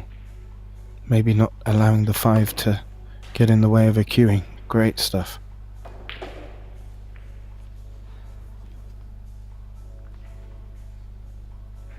Yeah, this is what I like. Just to, you can feel it, but just go ahead and watch.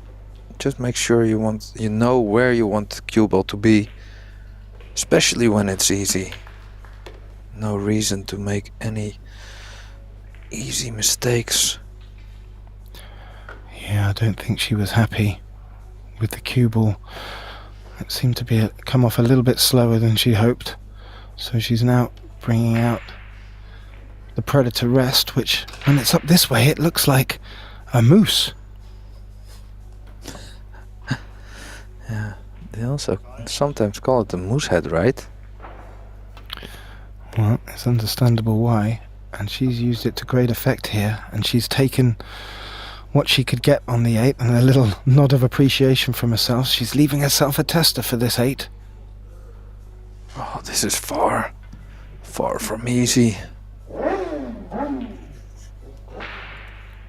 Yeah. I think this is probably her toughest 8 ball. How has she hit it? I think... yeah.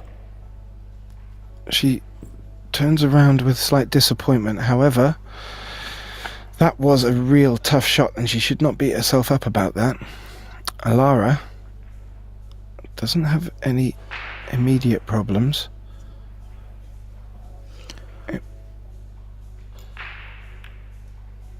Yeah, that was really tough shot.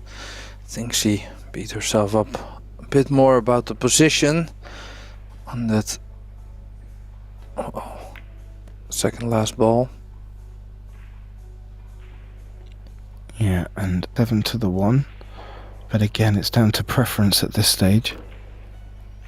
Yeah, she could draw back and do stop shot, or she could go 5-4 and then leave a cut shot on the 1. She wants to draw back here. And I think straight edge is good. Came up a little bit short here, Gethin. Yeah. And I don't think, unless she can dig into the cue ball, I don't think she can push the cue ball around the 3 rails. I think the 8 ball is maybe... well, maybe she can just miss the 8 ball, go 3 rails. That's what she's gone for, Pascal. Wow, that was close to the side pocket. That it was. And she just had a little look upwards. This is the important shot now. So is she playing up and down or just roll it in? Oh, can you believe it? Get in. Wow. No, I can't believe it, but that was a really tricky pot, quite similar to Lena's earlier 8. This is not as tricky. Big deep breath.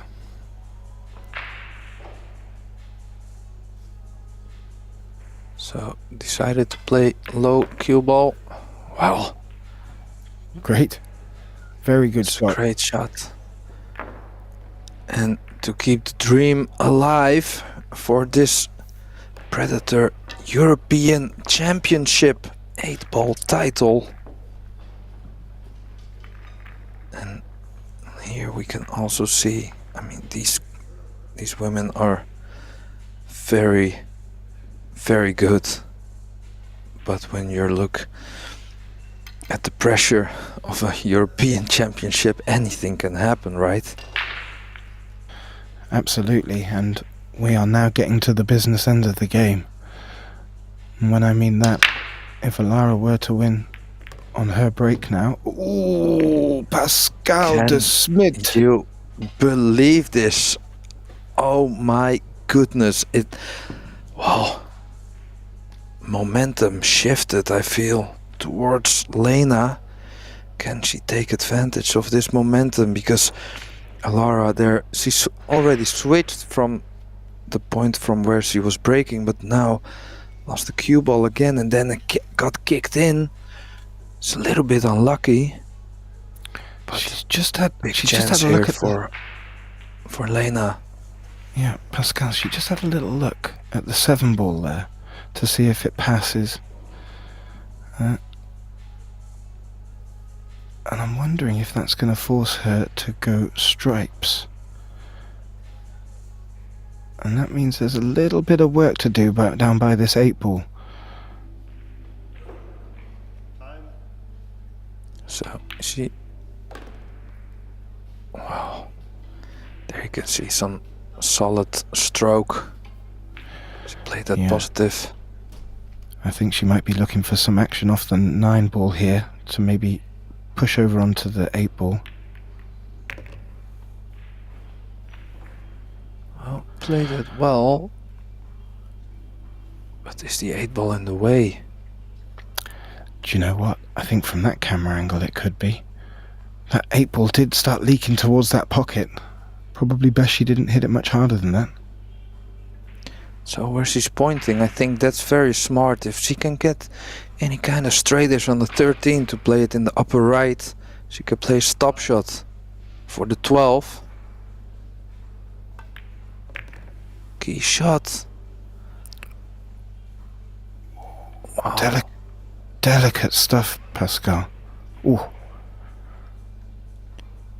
So can she bump into the 7 and hold the cue ball over there? I feel like she can, with a little bit of topspin, she could bump softly into the 7, holding it for the 12 in the lower left.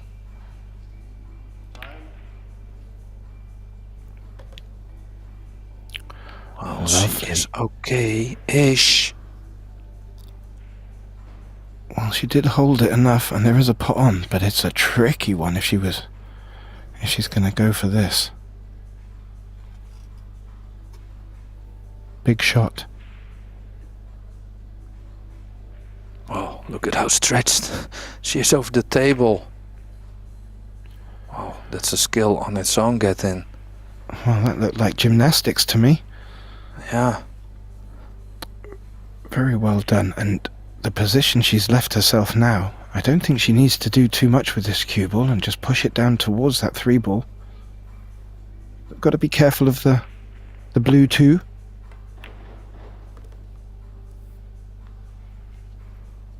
So, is she straight? Oh, I think best is maybe just play the stop shot. Ensure yourself of a shot on the 8 ball. Yeah. It looks like she would be, if she pushes the cue ball here, she will be contending with the 6. Is that the angle that she's given, or is she straight? It's just a little bit difficult to pick up from. We'll find that out from her body language now. Yeah. So, are you drawing back with the risk of getting snookered behind the 7 maybe? Or being hampered by the 3? Or do you leave the cue ball over there for a bit of a tougher shot. Oh, she took the risk and I think played a rack winning shot here. She had very little room there coming off that long cushion. Oh, and almost overcut the 8-ball. But that was very good. Seeing the circumstances, this is nail-biting stuff, Gettin. This is like a final. It's fantastic. I mean, we went like talking softer and softer because of the tension in this match. Oh my goodness.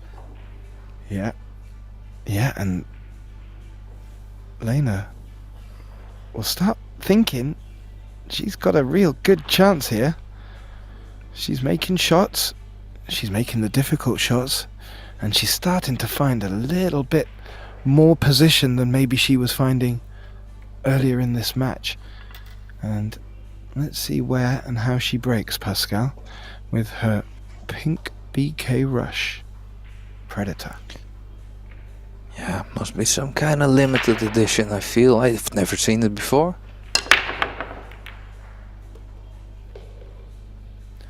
Well, she's putting it to great effect, Pascal, and she's made one in the center pocket. She's left with a couple of scenarios to consider. And also, if that 9 isn't available, she might have a tricky opener. Yeah, how about that 7-12? Yeah, you can see good from this camera angle. 12 is blocked.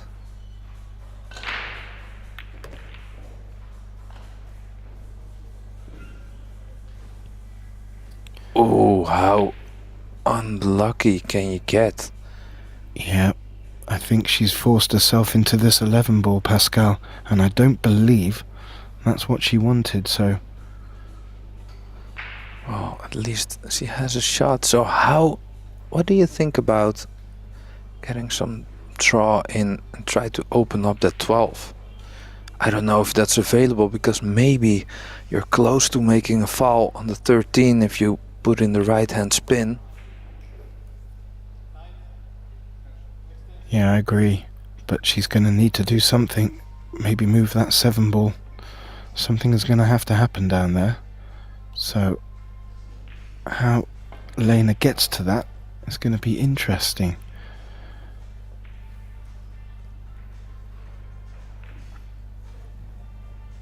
I think somewhere around where the 2 is, that kind of angle.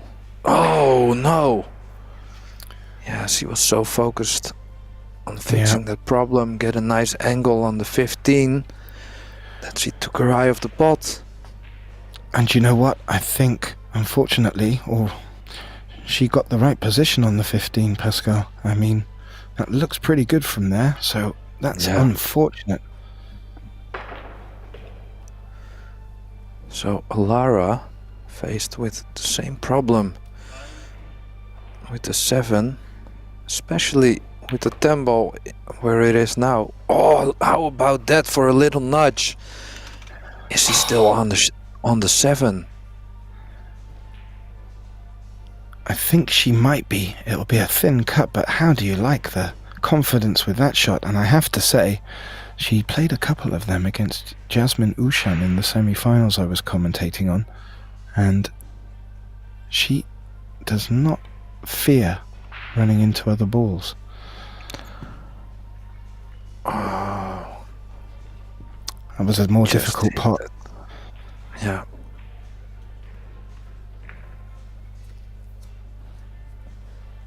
Yeah, that is unfortunate for Alara. Lena's got a stretch on here, but as we saw before... Yeah, she's pretty tall, I think. Yeah, she's got a long reach on her. I don't think... I'm pretty sure I couldn't reach that. Well, I can pretty much probably guarantee one that of the Extension. So, I kind of like her chances of forcing this cue ball around, but she's going to need to come a bit further than she's normally looking to come, I think. I think the 8-ball is pretty big. You have to land just above the side pocket on the long rail, I feel, to be good. Yep, here she goes. Hard. Oh, she goes all the way. Got rewarded for her bravery. Wow, that's a great outcome. Like that was really, really good. And I can see Lena making it out from here and really asking questions of Alara. Oh, she's going to have to go 15 here, I think.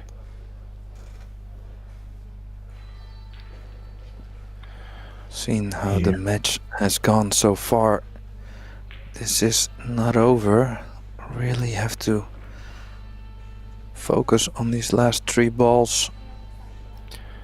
4-4 for a place on the hill.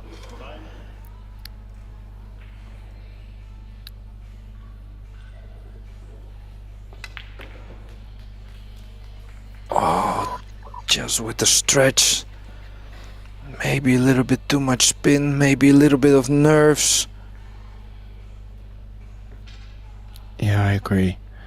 And as you pointed out, that was to reach the hill, and that would have been playing in the back of her mind. Alara Ghaffari will be eager to not let Lena get to the hill first. And I think this is a little bit how the match went so far. Like both making a few mistakes, then a big opportunity for Lena to get some momentum going, or to go in front, maybe even like just now, and then just missing a shot on a tough moment. And then Alara can clean up and go in front again. So, but definitely this is a high pressure match, that's for sure.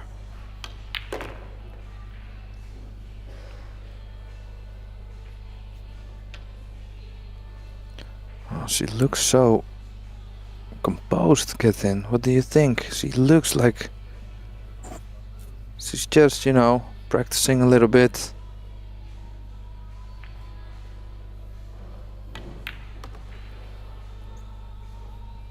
Oh, was that just a little sign she wanted to draw back a little bit? You could see in her facial expressions that she was not happy with it. Still should be okay, but sometimes can affect your next shot. Did not touch the sides. Very nicely done.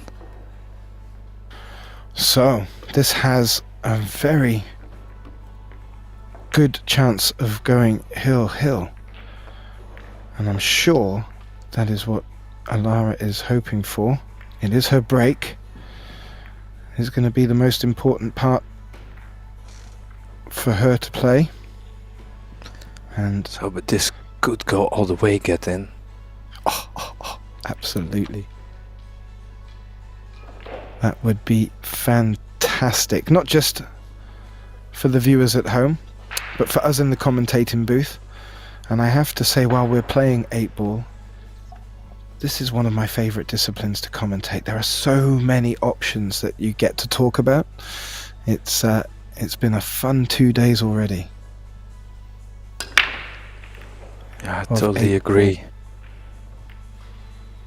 From a commentary standpoint, 8-ball is very, very nice to commentate on. That is a very, very useful break.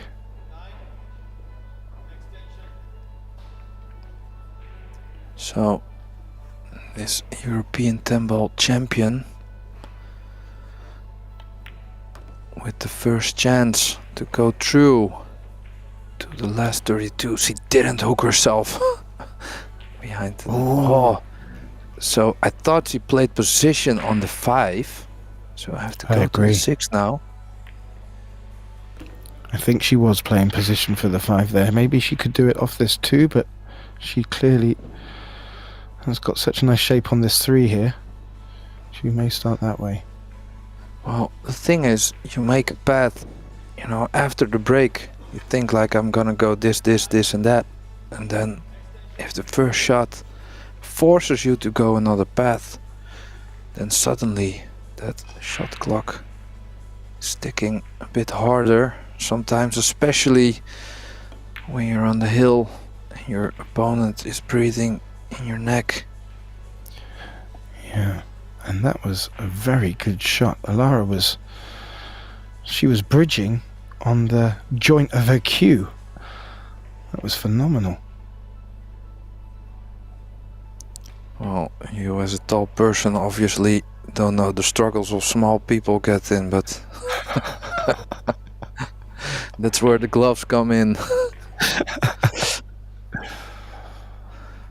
No, but it was a tough shot, and she followed it up with a good pot. Looking for a good angle on this 2. And she may have come a bit too far, but maybe a bit too far, Pascal, maybe. Can she... A bump on the 10? Yeah. That would be very nice, otherwise it's gonna be a cut shot. Yes, very good. So this 8-ball for a place in the last 32 to keep the dream alive for this title of the 8-ball European Championship. And unfortunately for Lena, she fought really hard. She fought very brave, but just came up short against this 10-ball champion. Well, thank you guys for watching. Thank you for tuning in. Don't forget to like, subscribe and share the free stream, and stay tuned for a lot more pool action to come. And get in, my friend. It was a pleasure again. Thank you for joining me in the booth. Thank you very much, Pascal. It's been a pleasure. I look forward to the next time, sir. Okay guys, that's it for us for now. Stay tuned for the next match, and bye bye.